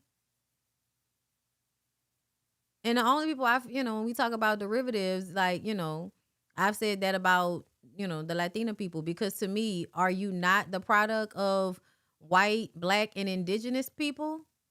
Was it not the point to water y'all down until y'all became light and white? So confused about why facts be so upsetting to everybody. But anyway, yes, us. That's what I thought of first. I can't stand that fool Tariq Nasheed. Yeah, no, me either. Y'all know I don't do none of that nationalist, xenophobic. Yeah, I don't do none of that. I don't do none of that. That's not my way. I think that's dumb. I do. But let's get back into the show and what I want to talk about. Thank you. And famous is terrible, bro. Is there anything that happens in regular life with your level of fame that is hard on your ego? Whether it's someone confusing you with another legend or being like, I know you. Why are they playing music? Terrible, bro. Is there anything that happens in regular, any of those things that bother you at all? The money not adding up to the level of fame. Broke and famous is terrible, bro. And I feel sorry for artists that have to be too embarrassed to go get a regular job. Are there any of those things that bother? So this is what has to happen.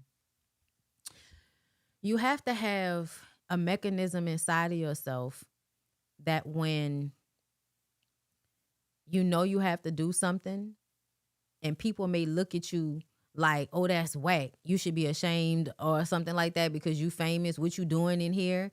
When Young Jock was like, man, I got to make my money like everybody else. I don't know what you're talking about.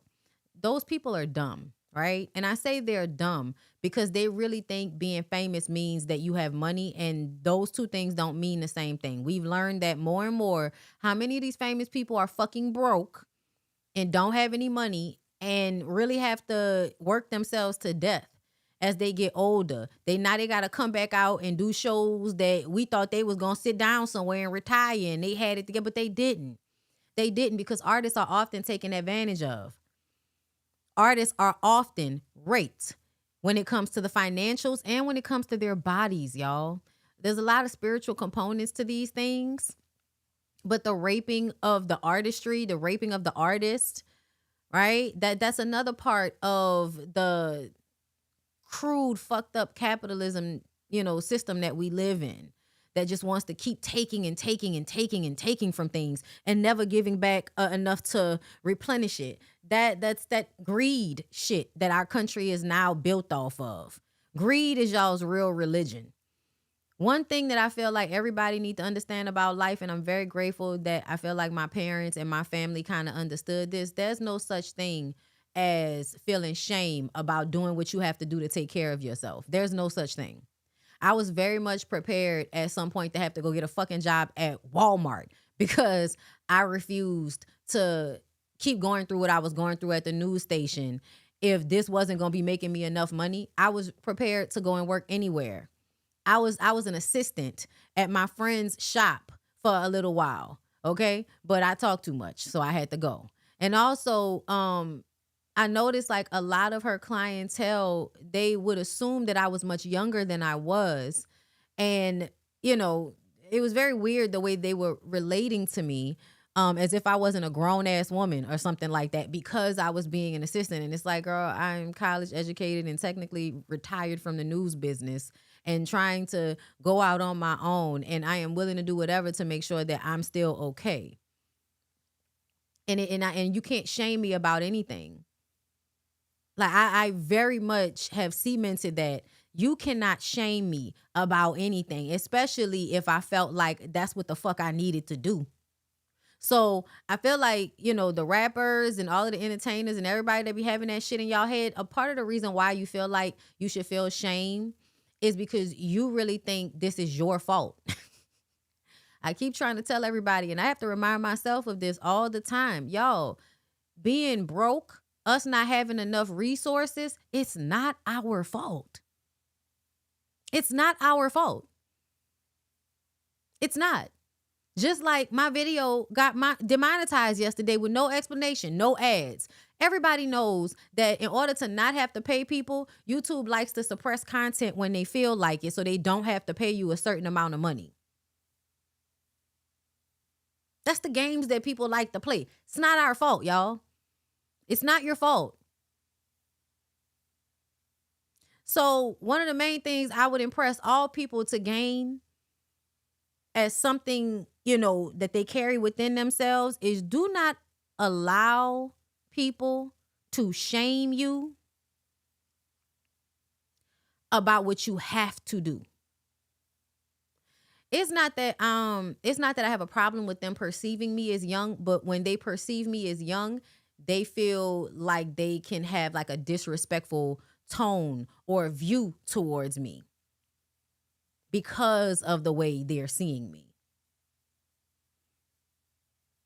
Like, and a lot of times, I often find people who don't understand something, instead of attempting to understand it, they're not really curious. They're just judgmental. They don't understand the personality, so they're judgmental. It wasn't that I was upset that y'all think I'm young, child. I pride myself on the fact that I am aging gracefully. But don't play with me.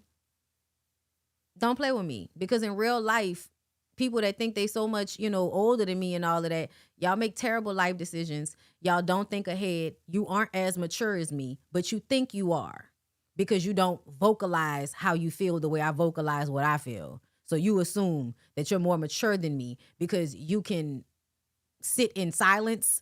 Girl, I don't fucking know. People crazy. But I did notice that, girl. But no, I was just saying like about the Peter Gunn situation. This is not a time where y'all should be allowing anybody to make y'all feel less than about not having. Like it is purposeful, y'all. It is intentional that life is being made hard for you. Stop always thinking it's your fault, especially when you're working your ass off. It's meant to make you feel like you're not good enough.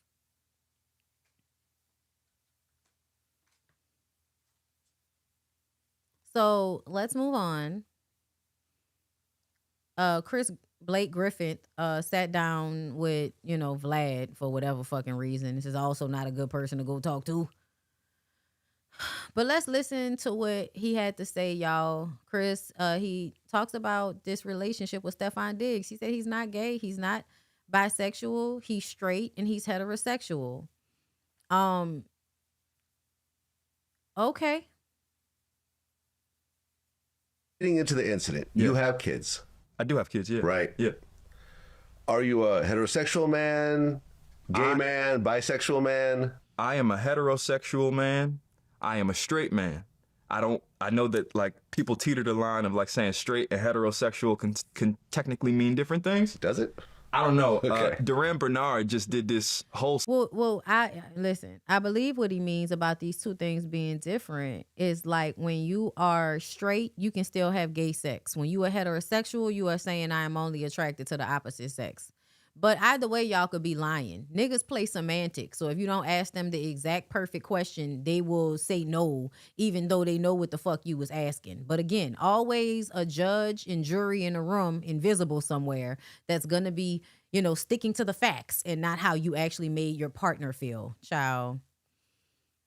Yeah, let's finish. Segment on the JBP where he was breaking down the difference between hetero and straight. And I didn't really listen to all of it, but for that community, I just want to be very technically clear. I am both straight. I am heterosexual. I have never had a back and forth or physical. I've never been with a man, and no man has ever been with me. Okay. The reason that I feel like whatever allegations surface and people run with the narrative that maybe perhaps myself and Stefan were dating, I think people, they can run with that because a picture's worth 1,000 words.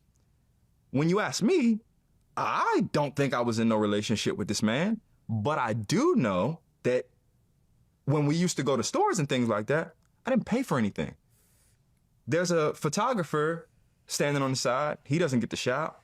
His brother, that me, he doesn't get to shop. These other guys, they don't get to shop. They just stand along the wall. The girls are shopping.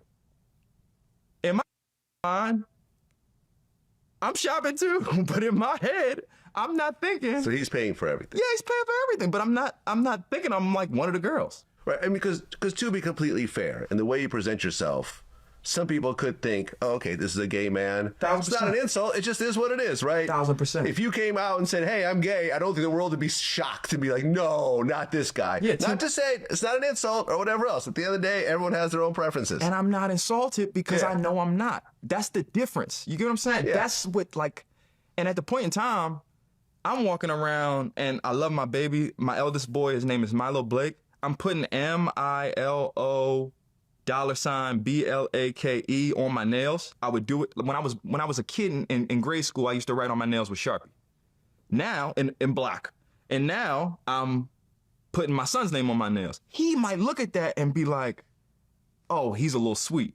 In reality, I'm just getting my shit off the way I want to because I live my life. I pay my own bills, and I don't take. So in my head, I can do what the fuck I want to do. You get what I'm saying? Like that's not my mind. Okay.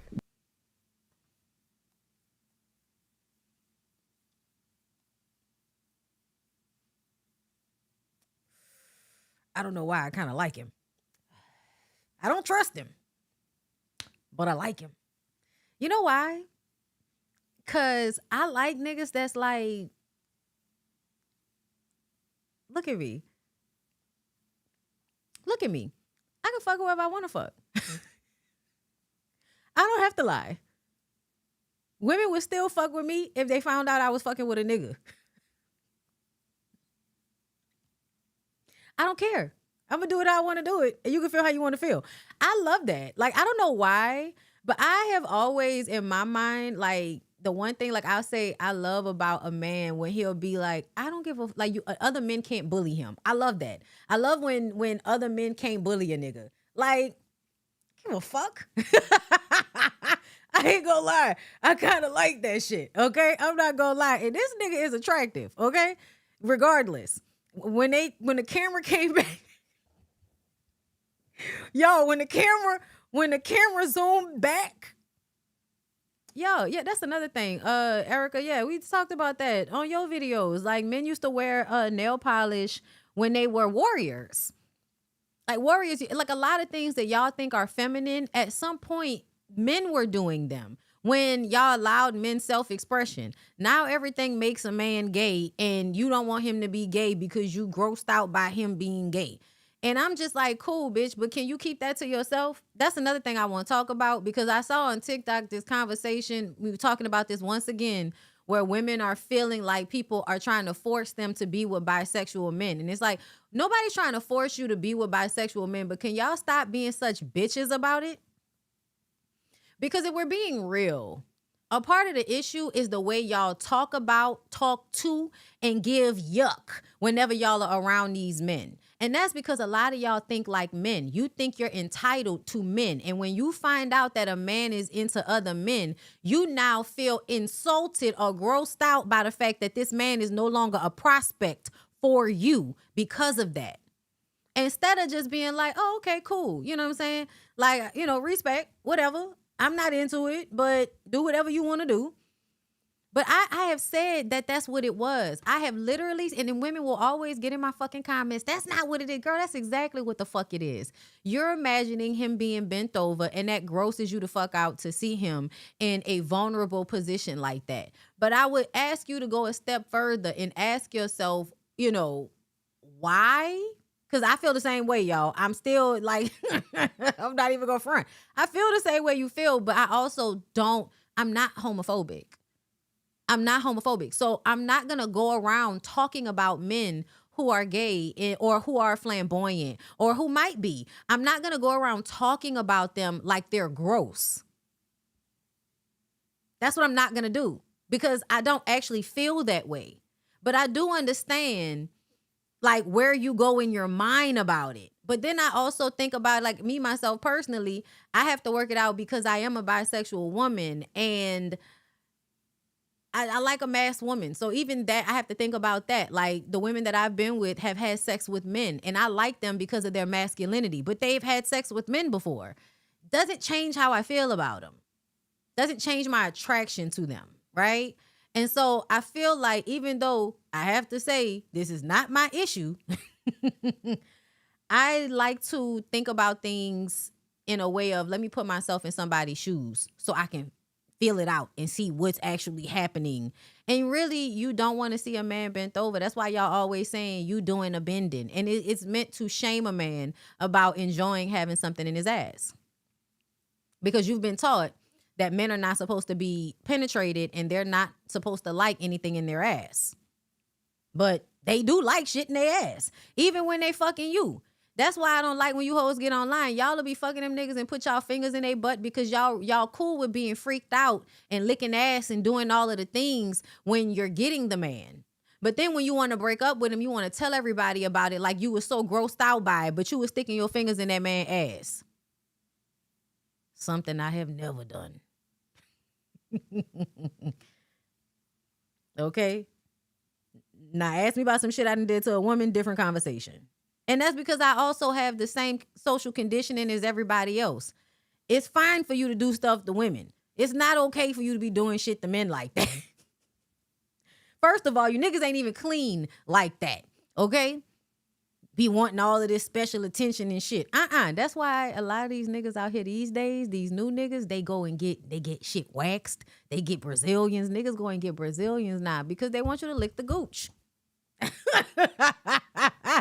Girl, when I tell you, y'all be thinking certain things about me, and bitch, I think the fuck, I keep telling y'all, I know. If there is a penis in the room, bitch, I am a pillow princess. I am a pillow princess. Okay, I am not. But I don't judge though, y'all. I don't judge, but it's just my own thing. But I also don't judge. Like, if somebody was telling me that in real life, I wouldn't be like, ugh. Y'all act like y'all don't know that you coming off like you slow or something like that, and you don't care that you're offending somebody. Y'all just got to stop being so fucking mean about men not always being for you. And that's one of the main things with the women that are so obsessed with DL men. It's like, girl, every man is not for you, and that's okay. And these niggas are gonna lie anyway. I keep telling you, I'm not gonna believe a man. If I ask a man that I know probably been out here based on how he moving, I'm not gonna trust whatever he tells me. If he tells me, oh, I ain't been fucking with nobody on I'm not gonna believe him. So if I engage in sex, I'm going to ask for STD testing or make sure we got condoms. And still, you should ask for STD testing even if you do use condoms, because you can catch things from just touching somebody, okay? It's also important to inspect dick, okay? It's very important. Hold up. Where my shit? Girl, hold up. Y'all, I gotta do, listen. Y'all pray for me, because this is why these fucking shows ain't getting monetized right now. Girl, you gotta look at it, okay? You gotta pull it out the pack and you gotta look at it. You gotta inspect it, okay? Okay? Maybe you might have to, pull things back. What's that? What's that? Is that a mole? Has that always been there? What's that? I'm sorry, y'all. Forgive me. Let him finish. Got it. So, we have He's that fine, though. Yeah, 1000%. Leading into the incident, you have kids. I do have kids, yeah. Right. Let me see if there's more to this.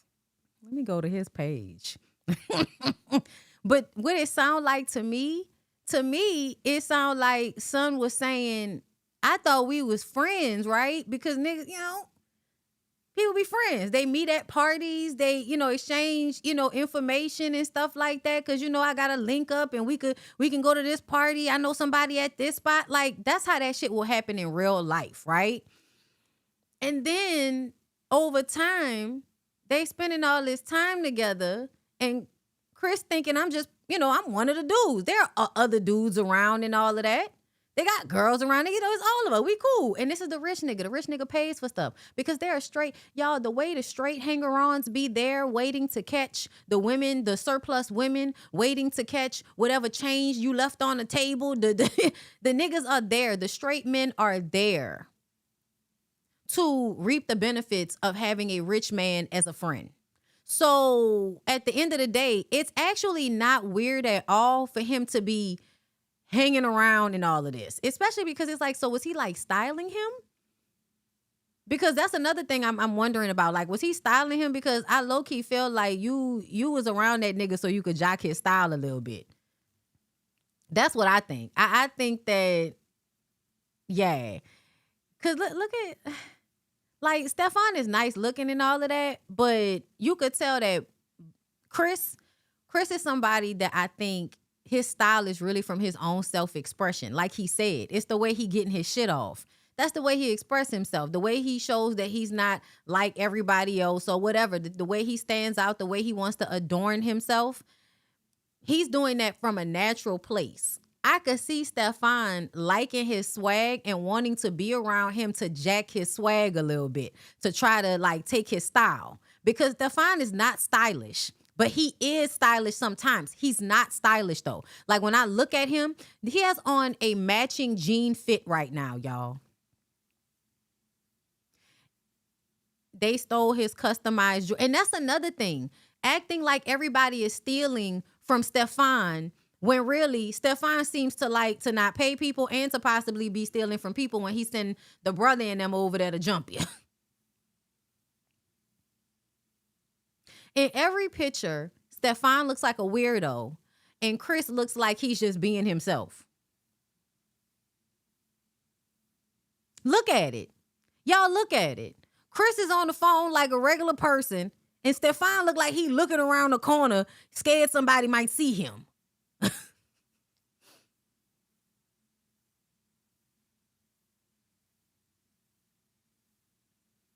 Now look at him as time goes on.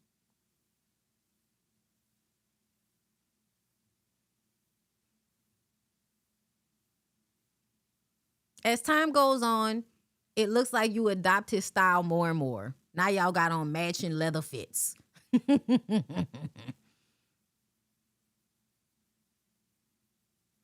don't know, y'all. I think we too hard on men when it comes to how they adorn themselves, because I like a little razzle dazzle. I feel like y'all been trying to make men so fucking square that they can't have no razzle dazzle. That's why y'all gotta think everybody gay, because y'all don't want niggas to have no razzle dazzle. Like, I don't know. Because the more I look at Chris, the more I'm like, yeah, nah, this nigga's cute. I like his style. I like what he got going on. It seems authentic to him. I don't know if Chris is lying, right? Because you still get more social capital if people think you're straight. Also, he has children. You know what I'm saying? But Chris just like Stefan. Fuck the girls. Fuck the guys. I fucked them all. I don't know what to believe right now, y'all. Because, I mean, listen. A tallymackle. It's a dick on the phone. You telling me it's a dick on the phone.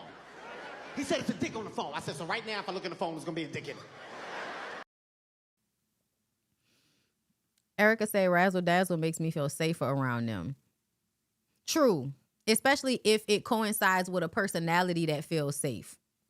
Because a lot of times what it feels like is when men aren't scared or insecure about expressing themselves, their insecurities aren't going to be used against you as a weapon. Because most men are walking around using their insecurities as weapons against women.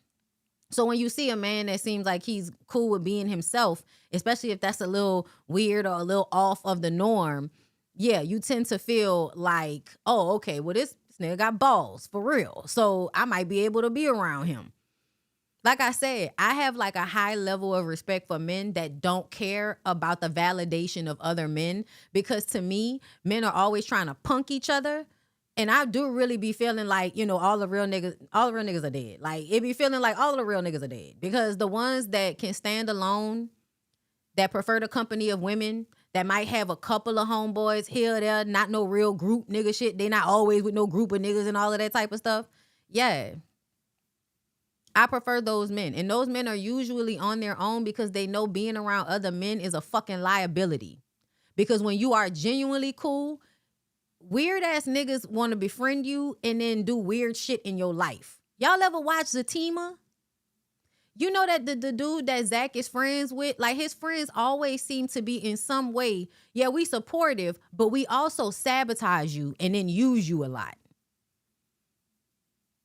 Like, I feel like a lot of men don't really like to see their homeboys happy, or like, they don't. Like, they want you to be like them. Misery loves company.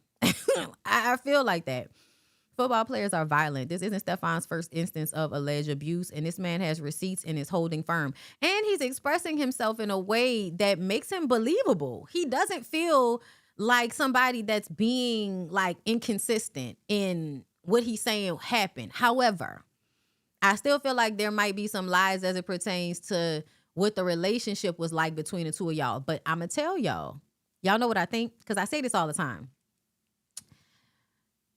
Men know, especially men that are attractive, they know when people are attracted to them. And sometimes, even if they're not attracted to the person, they will use the fact that the person is attracted to them to get whatever it is that they want. Because men are whores. That's my TED Talk.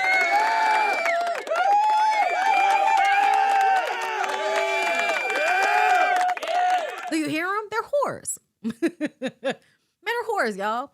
And so when I say that, I mean it's very easy for them to put feelings aside to get a need met, right? Like, a lot of people were saying gay for pay. It may not necessarily be gay for pay. Like, I'll let you flirt with me and I'll hang around you and all of that, but that don't mean we about to do no butt shit, bruh. That don't mean that I'm about to be like, bobbing and weaving on your member, bruh. That don't mean that. You know what I'm saying? I do feel like there's probably like levels to this shit. And y'all, I really do feel like nigga was chilling with you and having a good time and all of that, maybe not have realized how much you wanted to fuck him, You know what I'm saying? Thought it might have been like a little, a little energy, a little tension, but as long as you ain't go there, then we cool. And then one day a nigga go there, but they go there with you being, with something in your drink or however the situation happened. Like, yep, they love some attention no matter who. We say, well, I think Stefan doesn't speak a lot became people would indeed see that he is a lame in a way. That other guy has charisma, which sometimes people can try to mimic that. Yes, that's what it feels like. Yes, exactly. He definitely knew Stefan wanted him and tried to exploit that. Unfortunately, Stefan is a demon. Yeah, that's what it feels like. Son, I almost choked. My bad. Sexuality is a spectrum. Don't forget. Exactly. You sucked it. That don't mean you get. Listen. Yes, it does. But no, that's a firm decision to put somebody's dick in your mouth. Oh my God. Like, niggas don't even like to drink water. You putting that in your. Nah. See, I need to know your diet. I need to know your diet, nigga. What is going on? Right, sexuality is very flexible. People don't like to admit that. And that's what I think. I think sexuality is, a spectrum and it's bendable. It's not a straight line. And I think that everybody wants you to think it's a straight line because that's what's socially acceptable. Now, let's have this conversation about y'all being mad about the bisexuals. I don't want to pull up the lady's video because it's going to upset me. And I've had to block some people because I'm like, I don't know how y'all got on my timeline. But when it comes to like, men being bisexual and all of that, I just don't understand why people don't get it. Like the overall thing needs to change when it comes to the homophobia, y'all. Like it needs to change. It doesn't mean that you as a woman specifically are responsible for this man lying about who he is. Society, the other men around them that make it unsafe for them, right? But also how women feel about them because women are their mothers. And that's the part of this that a lot of people, when they're having this conversation, they forget. Like, why, y'all? Why? So I can't look up biphobia on TikTok, but there are videos about it. Jesus Christ. Let's see.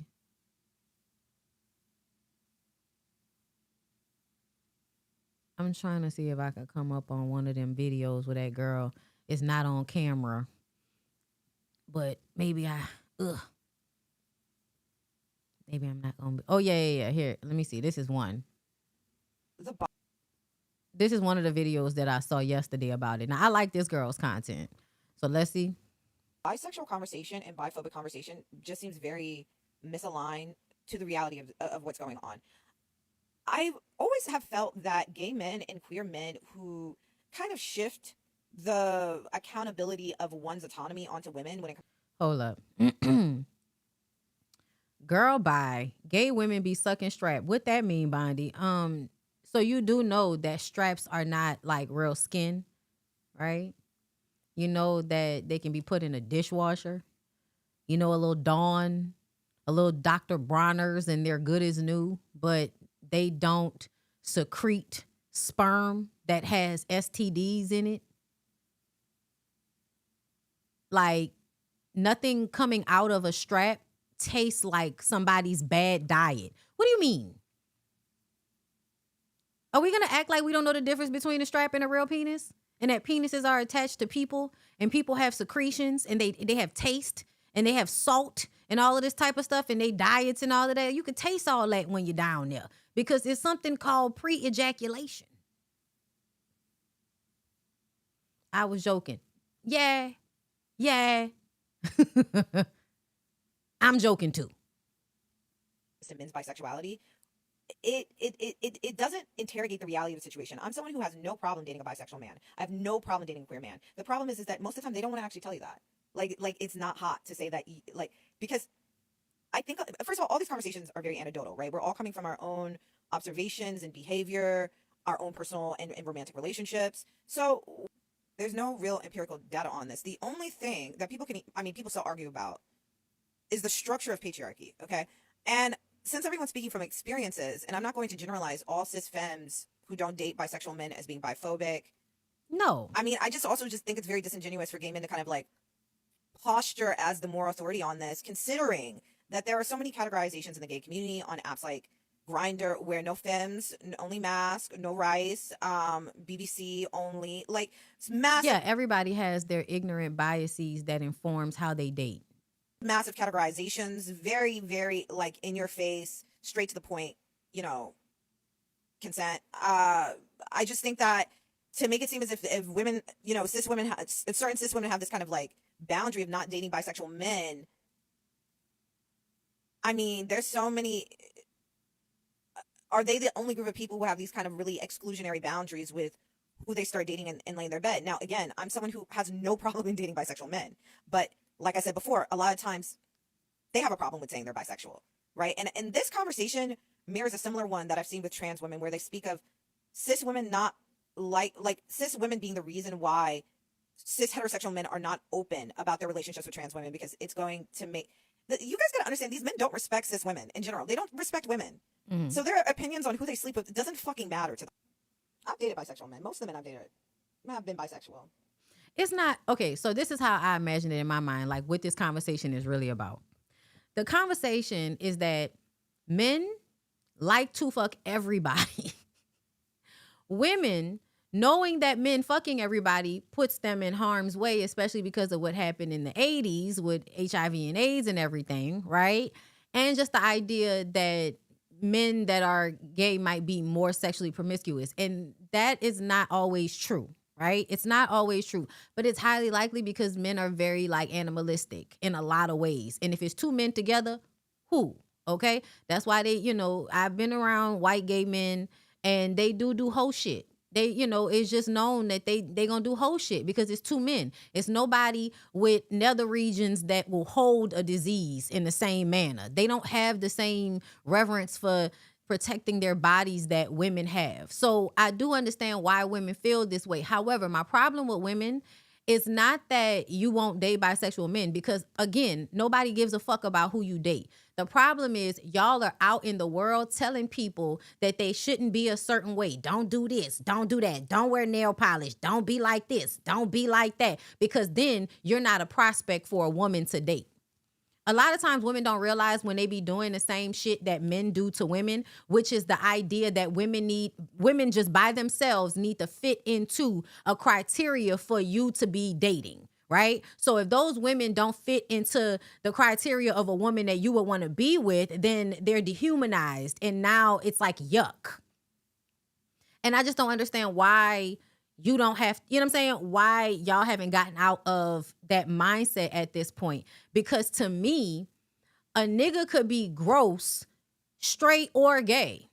I'm going to be paying attention to other things, right? I'm going to be paying attention to the way he moves, how he treats other people, how he treats me, how he treats his fucking self, right? I'm going to be paying attention to personality and all of that type of stuff. A lot of times I feel like with women, y'all are not even really talking about men that y'all are dealing with. A lot of times y'all are just trying to find these men because there's somebody y'all can punch down on, men that you can identify as DL. For me, when I'm pointing it out, it's because I feel like it's so much of a spectrum and people are lying to themselves about where they are on the spectrum so they can keep their social status. And I just don't like that type of bullshit. So I often call out the hypocrisy in it because I don't like men that uphold misogynistic mindsets and then be out here doing gay shit. Just like I don't like women that are homophobic and then be out here doing gay shit. And y'all think that doesn't exist. I said, something about DL women on Threads and people was like, is that a thing? Yes, it is a thing. Because there are so many women that do not feel like they can honestly say that they are dating women. They have people in their family, women in their family that are going to admonish them. Like I have been around women that they like other women. They're like in their 30s. That's why a lot of women come out late because they really are considering what is it going to feel like when my family knows I'm dating a woman? The backlash, the comments. coming to family functions and people looking and making noises and being in group texts and all of that, talking shit about you when you're not around. Like, people act like you're not going to have to deal with the blowback of being gay in Black family and friend dynamics. I'll never forget losing my best friend when I told her I was gay. I'll never forget it. I had that conversation with that girl. I was at church. My mama was at practice for the choir, and I was in the back of the church on the phone with my homegirl telling her, and who I had been friends with since first grade. Found out she was my fucking cousin. It's my girl. The only like best friend that I had for such like especially at that time. I was always somebody that was well known, but I've always been a popular loner. So I've never been like with somebody all the time like that. And her and I were always together. When I told her over the phone what I had come to realize about myself, we were no longer friends after that. So, you know, and then I can remember being with my girlfriend and then my family asking me. They would say to me, you can be honest, but the way they were all in there talking about it, the way the energy was, I did not feel safe to admit it. I didn't feel, even though it was we right here, you know, everybody know what the fuck going on, but no, I did not feel safe to communicate it. It wasn't until I went to college and had some type of separation from my people that I actually felt like I could be who I was. And it was still a tiptoeing situation because you don't feel safe. You don't feel safe. So I feel like we like to ignore that part of it, that a lot of the times, yes, men are full of shit and they will always blame a woman for something. But women, you are like nasty and rude about people not being available to you. A lot of y'all are. A lot of y'all talk about these men like they're disgusting to you because they date other men. But a nigga will fuck a child. He won't be disgusting to you then. So yeah, I do think we need to be thinking about why we feel the way we feel and all of that. And a lot of y'all think this shit is something instinctual in your body because when you think about it, it creates a feeling in your body. But that's how conditioning works. I imagine there was a time where people were not this hyper focused on that. Men fucked everybody, women fucked everybody, and people just kind of did whatever they wanted to do prior to all of the STDs that came into play, which I feel like happened because some people like to not clean themselves and they also like to fuck animals. So I think that's how we got STDs, not merely from having sex with other people. So I do believe at some point in history, men were just having sex whoever they wanted to have sex with, men and women, and there was no judgment of that. And for women, it was the same thing. Women would have sex with women would have sex with whatever men they wanted to, and there was just no judgment of that. This is a thing, we're humans, we have sex. There was no judgment of it. Because people automatically put judgments on every fucking thing, this is where we are now, where you've put certain judgments onto things. And listen, at the end of the day, again, I don't give a fuck about who y'all date, but I do have to ask the question, like, if you were really into a man, like he had all of these characteristics that you enjoyed, he was physically attractive to you, right? He wasn't moving in any way that was creeping you out. And then you found out at some point he had a sexual experience with a guy or he has dated men. You would then be grossed out from creating a story or image in your mind. And then you would now no longer be attracted to a person that had all of these things that you were looking for because they are also attracted to men. Yeah, I kind of feel like I feel like that's something we need to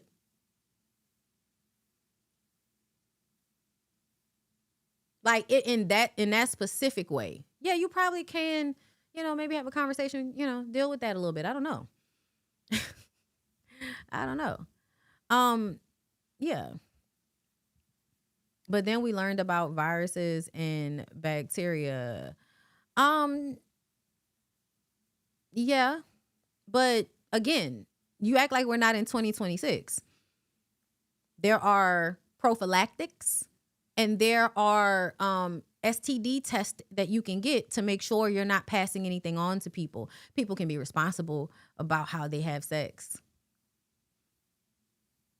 People are still having a lot of sex, and people are still having sex with whoever they want to have sex with. They're just lying about it. And this is the part that I've never understood for everybody. Y'all would rather keep trying to force people to not do something instead of creating a system around it that helps them to have a healthy relationship with sex and to protect themselves and other people by valuing themselves. Caring about their own body parts. A part of the reason why I believe men do all of that fucking is because they're groomed to think that's what they're supposed to do, and they're trying to fill a hole within themselves. That shit needs therapy, y'all. Everybody, I would hope everybody not out here living like that. You know what I mean? But anyway, let's move on. We did Chris Griffith. Let's go to Carlos and Jason, because that was the Now, next, I will say, the next topic. Okay, so Jason and Carlos together.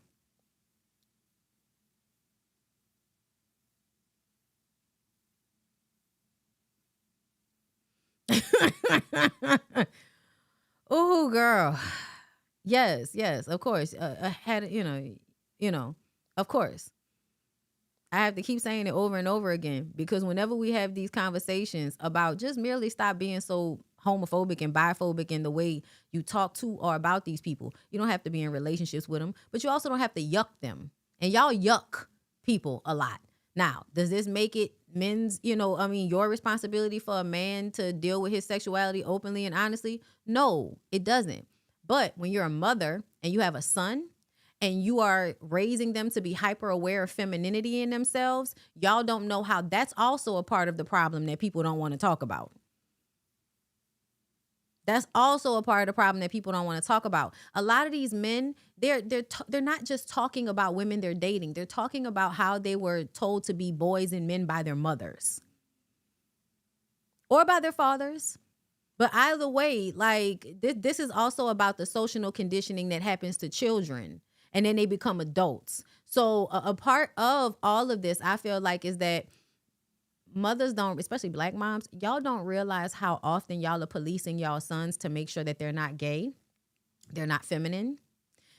That also leans in to why they feel the way they feel about women having some accountability and why they hide themselves. Not because you as a woman they're sleeping with is responsible for their lies, but because their moms taught them that a part of being a boy and a man was not being gay. Y'all forget that part.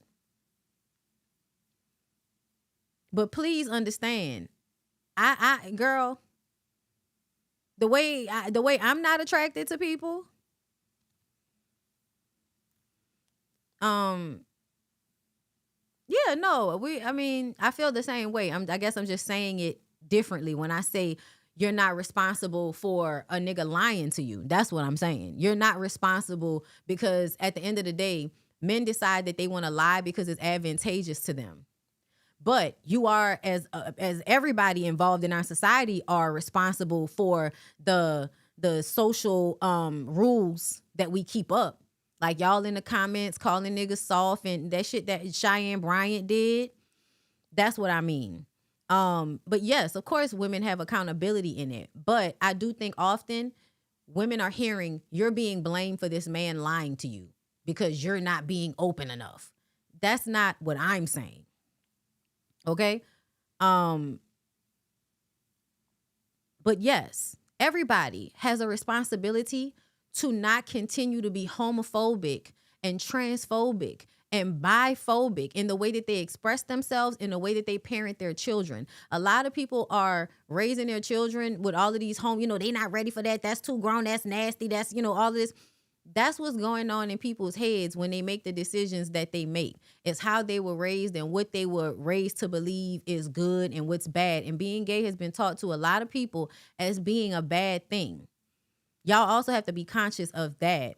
But yeah, no, that's why we have these conversations, because I do want black women to understand this. Like, this is not about you yourself being accountable for this man's dick, but it is about how you show up in the world affecting the overall vibe And the overall vibe is yuck you, and I don't want you if you've been with a man. So what do men do who have been groomed to get what they want to, taught over time from boyhood into manhood, how to manipulate women, how to lie and get what they want out of women. Because if they don't lie to you, you won't give it to them.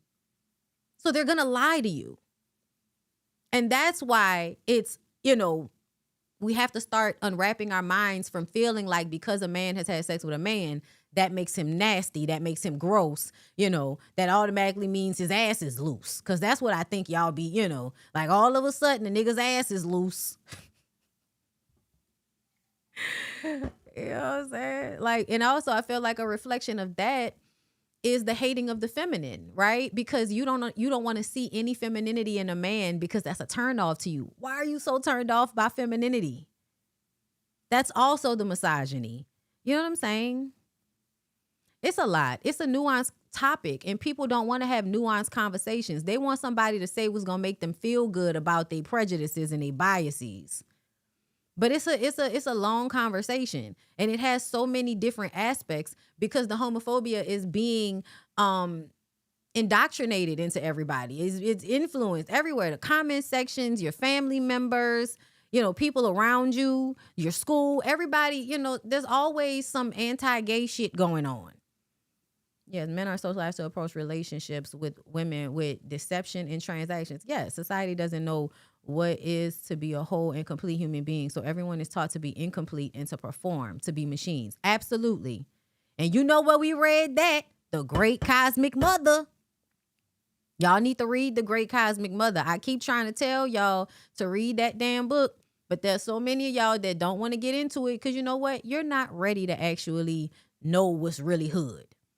Because then you would have to start making different decisions. And a lot of people, you lose the people around you when you start making different decisions. When you understand what's actually going on, when you understand the male-centeredness, when you understand the bullshit of it all, it makes it harder to be around the people that you used to being around. And that's another reason why people don't ever really want to elevate their consciousness when it comes to these things. Because then that would mean having to be on your own until you can find people that also understand where you are. Because the people that you normally raised around are doing the generic thing. And the generic thing is to go along with the prejudices and the biases that our culture wants us to live with. Purity culture, homophobia, yes, it is really causing people to limit themselves and their experiences. That is very true. The push girls to like boys, and then when they like the boys, they're called fast. Yes. Society didn't raise men that way. They are born that way, and you have to groom it out of them.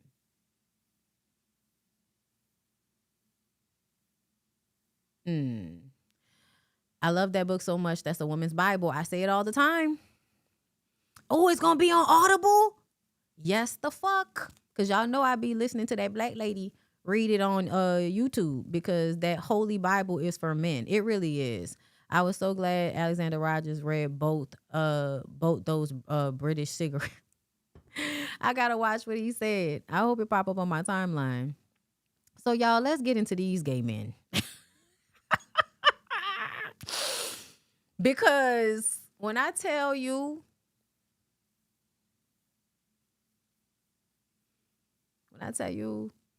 these niggas can't stand me, I doubt Jason, pays me any mind. But I know Carlos can't stand my ass. Okay. That's the same Tamar Braxton, though, who was my friend, who hung out with me, who I put money in her pocket so she could feed her family, who put her on my platform, who brought her. Listen, they was really mad that he insinuated that Tamar needed his money. But Vince kept getting taken to court for not paying bills. So he's not somebody that got money like y'all think he do. Where would Tamar be getting money, y'all? Tamar has to perform. Like, Tamar has to perform. But I be kind of feeling like, I don't know why everybody think Tamar got her shit together in a way that I don't really think she does. She's often being given jobs from people that say they her friend in the industry, and then she act crazy with them, and then they not friends no more. But I'm going to tell y'all something about Jason. Jason, I don't feel like Jason is like a morally good person. I don't think he's morally sound. So whenever people are friends with him, I look at them funny. Like, I would just keep it a buck. On my show, I did stuff with her. You know, the same person. I didn't switch up overnight. But the one thing I won't do is allow anybody to use, abuse, or attack me and think that the Lord that I serve won't give them the blessing of a lesson not to do that to nobody else. So the thing is this, I'm friends with Tamar too, right? Friends? Yeah. So when you let's define friend. Go ahead, let's Because in Friends. the industry, we'll also in the industry, people be like, How that's my many friend, of us that's my have friend, them? That's my Friends. friend. all the girls I know. I know Ones I know you a can lot of depend people. on. Yes. Friends. Yes. Now let me tell you, friends. Go So ahead. like, I get accused of dropping Rihanna's Yes. name a lot, and I just did it again. And the reason why, and I Another told really her good this book. yesterday, day before, I need people to understand for real, beyond the music and the beauty and the makeup and the perfume. They need to know at the core of who you are, every fiber and fabric of her body. She is the nicest, sweetest, most in tune, finger on the pulse of culture, lovable friend that you can have. So when you have somebody like that, you want to keep them to yourself, but you want the world to know this is who she is. Yeah. I want to just tell a real story I have not told anybody, what she did the other day, and didn't ask her to do it.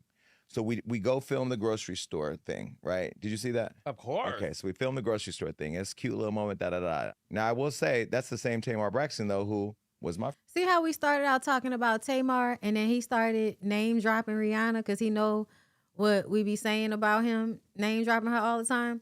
Listen, at the end of the day gotta end. And I just really feel like the way Jason has shown up, I don't think he's shown up as like a good person to me. I also told y'all the way he handled that the Diddy trial. Anytime a woman says something happened to her, the way he uses, I have the behind the scenes, and you don't need to believe them, and I know how these women can be. Like, there's a level of that be going on that I don't really like. I think that Jason has finally gotten to the point where he can feel secure in himself because he's friends with these people, and I totally get it. I totally get it. But yeah, like it doesn't make you look good. It doesn't make you look good to be friends with Rihanna. It makes Rihanna look bad to be friends with you, in my opinion. But that's, girl, y'all know I'm a bitch. So that's me. One thing that I do want you to address, people think you have a hard on for Beyonce. I love Beyonce. A lot of people know you love her, and you have made that explicitly clear. A lot of people, though, Jason, they weren't happy when you were on your show, and they felt you threatened to expose her, and they felt that was, you went too far when it comes to that. What do you have to say to the people in terms of how do you reconcile saying, I love you, you're the greatest thing, and they make fun of you chasing her when you already addressed that, we got to get into it, but then use your same platform to say, I know things about you, and I will say it. Well, that's not what I said. Go ahead. So again, it's like the internet. Y'all remember not too long, he came up online just randomly one day talking about, I'm about to drop this tea on Beyonce. That is, the internet is this cyclone of telephone. Like, he did what, he said what, who he say he gonna, and this is why I never really get into those weeds, because those weeds are for the people again who navigate at a level that I'm far beyond. What I will say first is, I don't give a fuck what nobody think about my relationship with Beyonce, because it doesn't matter what people think. They're free to think whatever they want. As it relates to Beyonce, the people around her, like Angie Bience, who I love, knows. Ty Hunter, who's a friend of mine, who introduced me to Beyonce, knows. Neil, who does her hair, who's a friend of mine, knows. Jules, her nephew, knows. Kelly Rowland, who I talked to not long ago, who saw all the internet stuff. We had a conversation. She knows how much I love her. She checked you. And Beyonce. Oh, yeah. Kelly checks the girls. Kelly Rowland. You know what's so crazy? She didn't check me the way that people would expect. Kelly knows how much I love Kelly. Like, Kelly's one of the most beautiful girls, flawless skin, sweet. Anytime Kelly see you in a room, the way she lights up, it's like the only way I could define it is joy. I love Kelly Rowland. I've always admired her. When her and Khalees were friends years ago, I remember Khalees she did some event where she cooked something at a restaurant, and Kelly was there and we had a moment. So I've always loved Kelly. you know, I think what I was so mad about was how the internet turned this thing, you know, because they never heard what I said. I bleeped it out or whatever. You showed your co-host, and they gagged. But that was just my way of getting the internet's attention because Yvette No Short wouldn't get the message to Beyonce, so I had to get it to Beyonce. Because I'm not going to call Angie Bienz, who I love, and put her in an awkward situation and say, "This is what's going on. I need to talk to B." Like, I'm not going to call. Who am I to call up the queen and say? Okay, I just want to say this. Jason is a Leo man. They are not to be trusted. Low key, I love Riri. I love Riri has an affinity for loser men. Shrugs. Yeah, no, she does have an affinity for loser men. I've noticed that.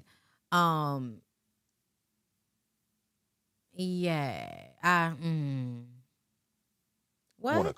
Put me on the phone with Beyonce. Like, I ain't gonna do that. I ain't gonna bother Kelly Rowland and say, Kelly, you know, because first of all, I gotta call Tim, her husband. I gotta will and deal with him. I ain't doing all that. I'm not doing it. So let me get everybody's attention. Beep. And I know how to do this. So I got everybody's attention. Now, what I didn't think of when I did that was that it would like spin out of control. But the internet is a reckless highway that, you know, I tend to frequent. But the thing I will say about Kelly Rowland, first of all, she loved Beyonce. She gonna have it. If do y'all hear how we going around and round and round and round? Basically, this is what people say they don't like about him.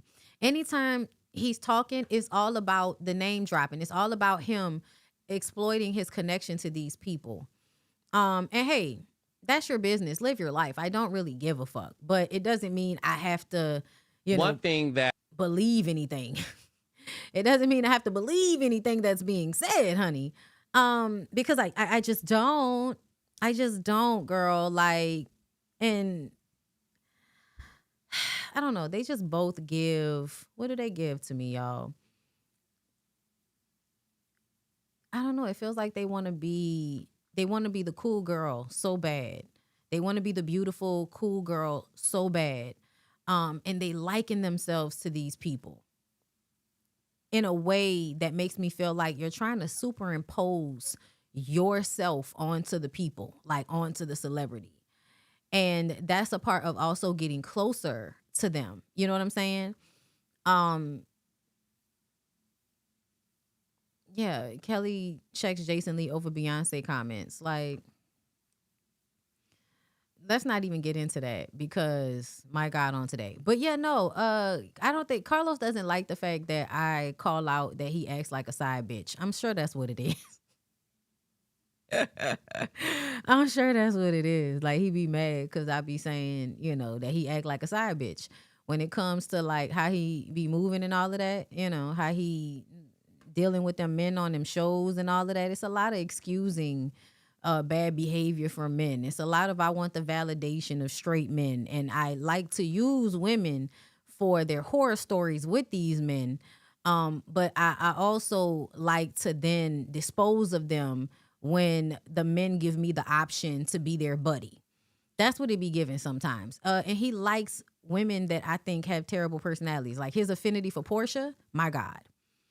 His affinity for Portia is also like one of those things that I'm always like, girl, I'm always like, that tracks. That tracks. Jason Lee has been reaching out to Michael Jackson's people since he was a child to get access, but wants us to believe he doesn't know when something will blow up. What? That's crazy as hell. He's such a wounded little bird with severe mommy issues. Pointed out, Bondy. They got in, so now they say whatever to stay in. Can't burn no bridges. Yeah, that's really what it is. I mean, listen, do what you got to do. Do what you got to do. But I'm still going to do what I got to do. And the part of that is calling it out for how I see it. Let's move on. Okay, but that's interesting that those two sat down together. I said, not the twos of y'all. I said, I don't know if I could deal with the twos of y'all in one interview. My God. Lord have mercy.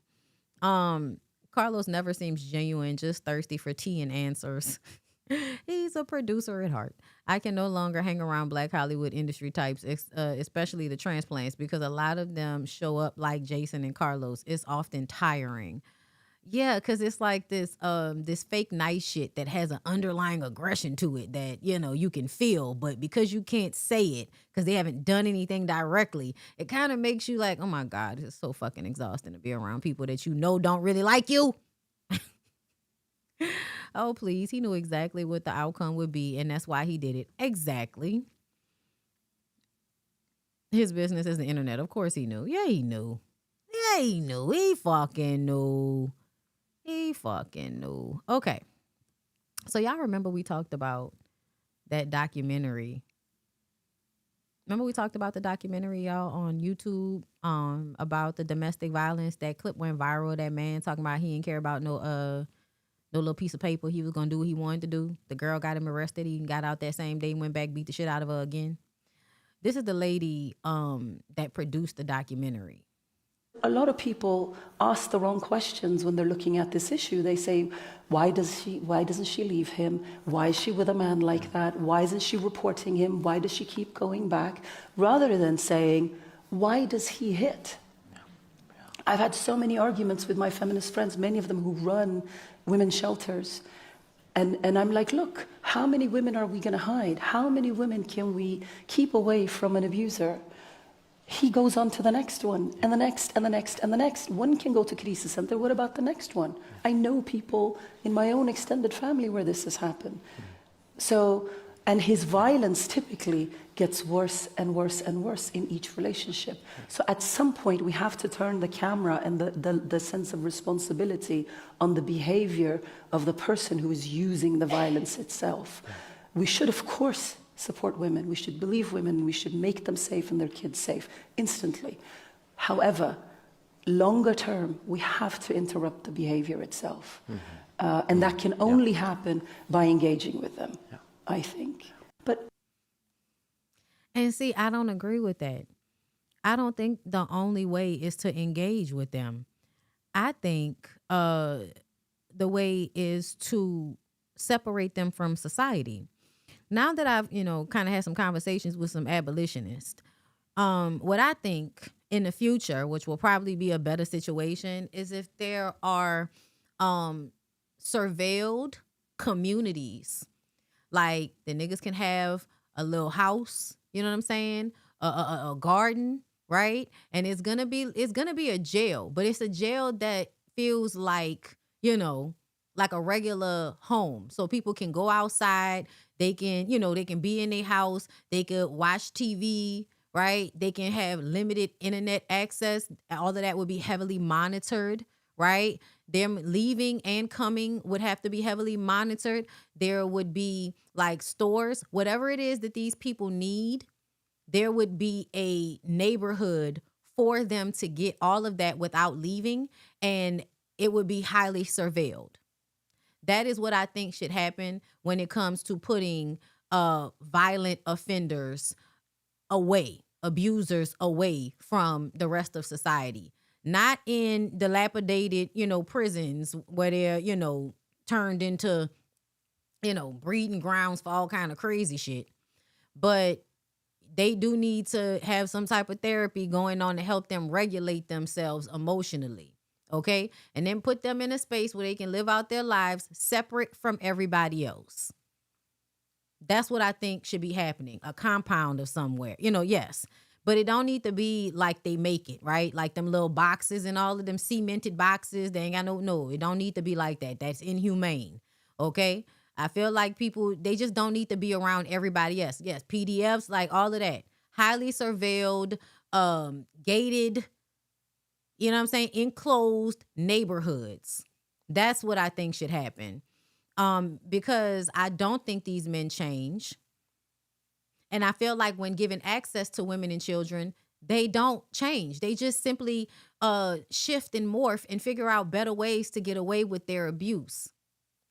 Punishments for abuse need to be more severe. Y'all need to give people more time, away, right? I also feel like there needs to be something like a monitoring system put in place whenever people have,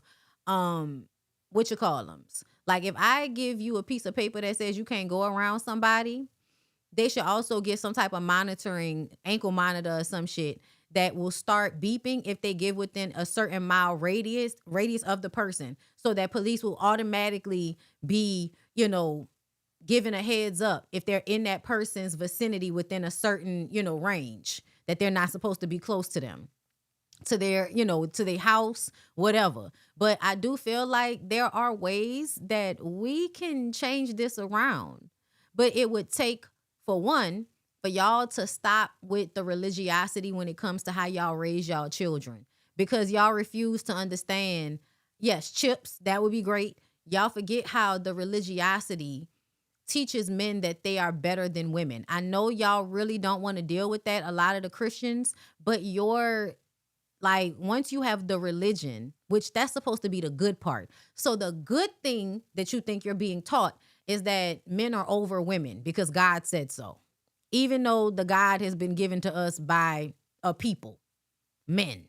But anyway, why is you trusting the the perception of God from some men? That seems crazy to me. I don't think that God put us all here for us to defer to other people for connection to the greater. I don't think we need that necessarily. I think parents are supposed to teach their children shit, and I think that y'all are always teaching y'all children to be how y'all think is the best way to be, which is usually ordained by a Bible, and those things are usually misogynistic, sexist, and homophobic.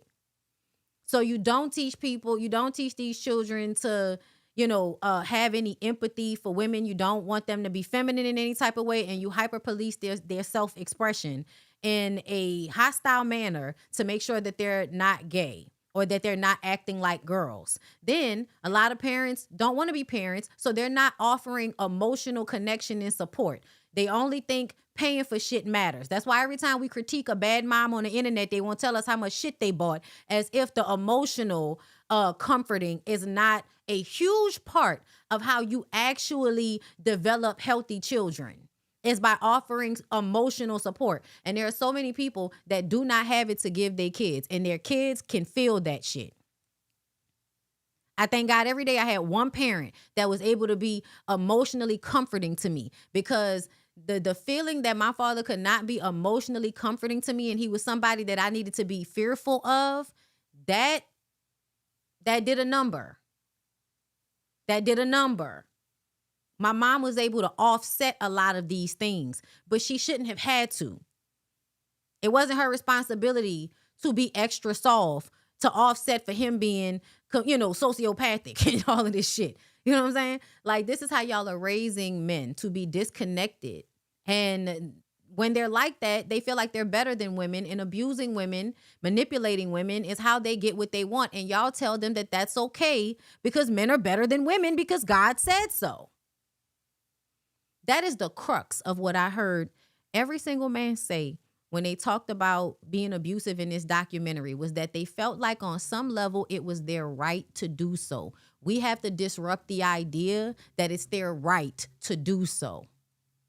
That's why we keep talking about the patriarchy and all of that, because it actually does create these real world, everyday issues that we continue to talk about, that we continue to see. And when we talk about the root cause of it, y'all want to argue with us about it, right? Not my Christianity. Okay, girl. But this is what the men are saying. This is what the men are communicating. They're being taught, God said they're in charge of the girls. And so when they do things to showcase that they're in charge of the girls, it makes them feel better about themselves. They start to get a high off of how they can control a woman through fear.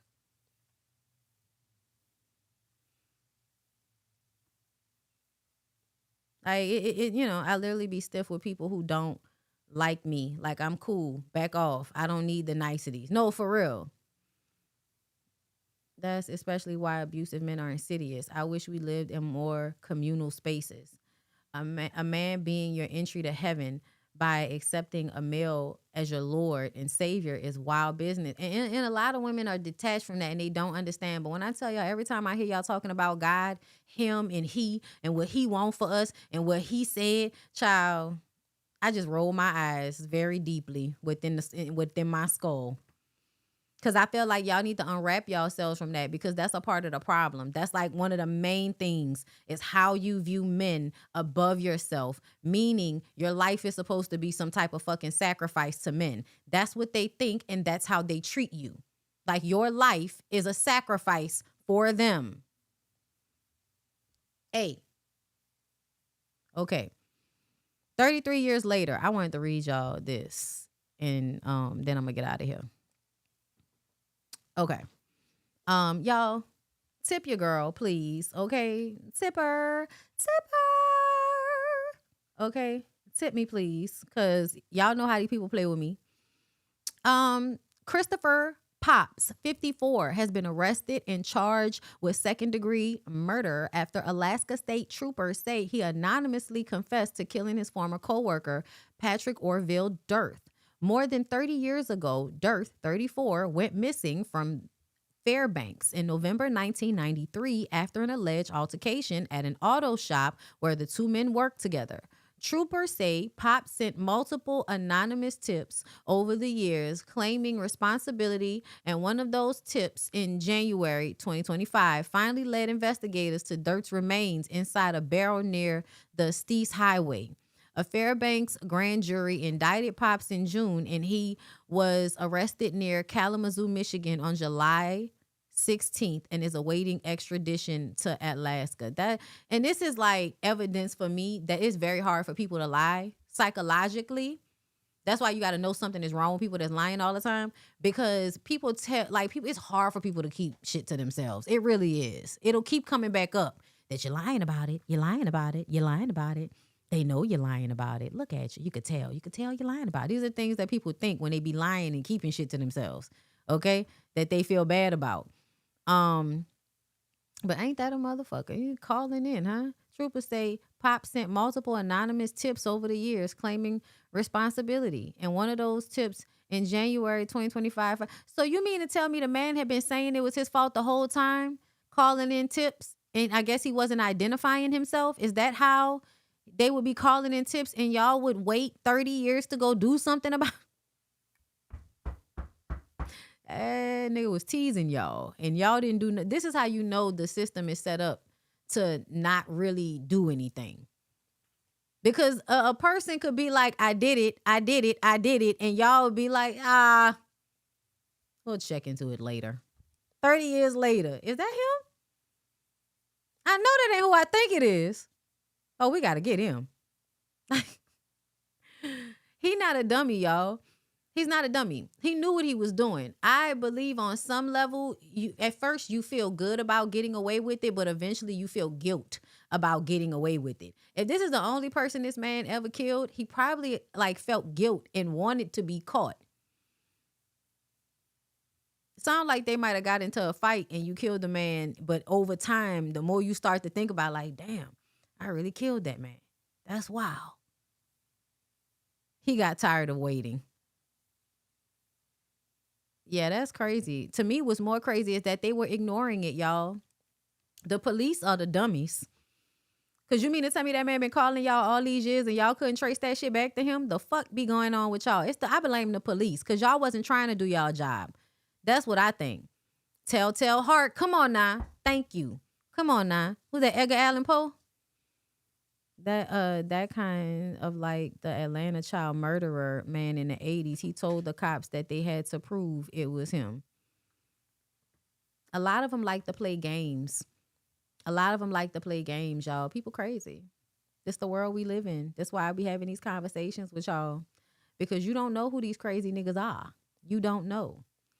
All right, before I get off of here, this the very last thing, y'all. I did not report on the story originally when people was talking about this man who posted and said that his old lady was at the Chris Brown concert getting suck-faced. And so he kicked her out after, she did that.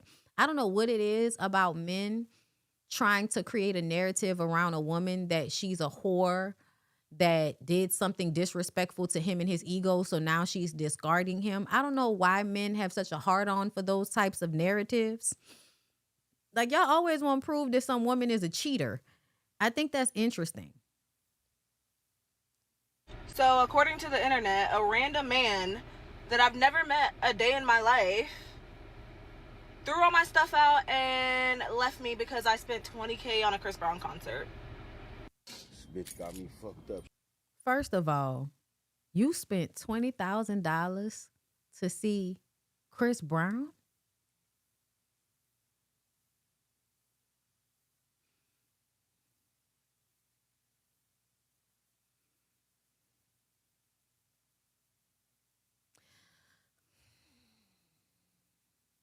You think she could get on stage with Chris Brown? Take you down, huh? Take you down here. Here's the rest of your shit. Got me fucked up.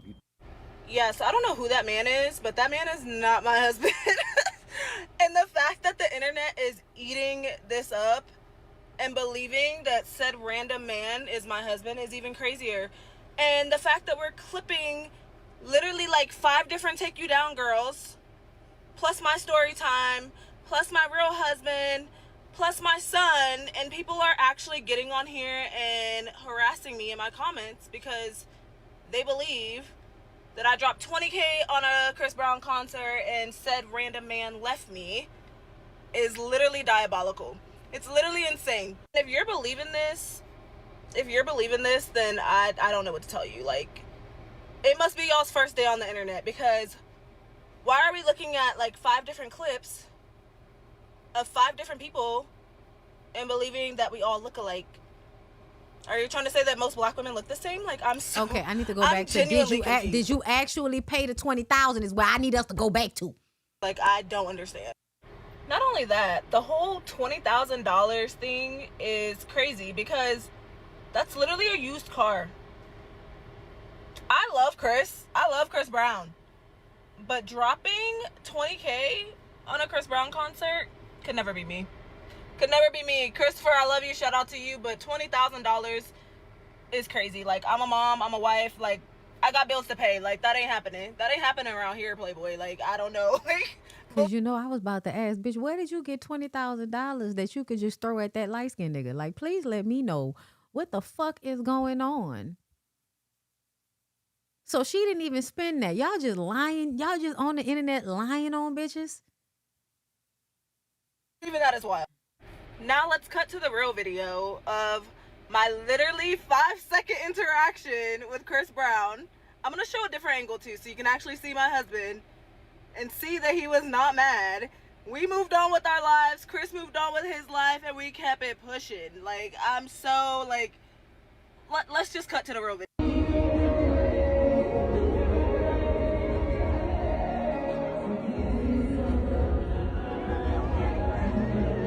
So clearly from that interaction, you can see my real husband, who literally shouts, that's my wife, Chris, as he's laughing and smiling and recording. So I don't know who that random man is.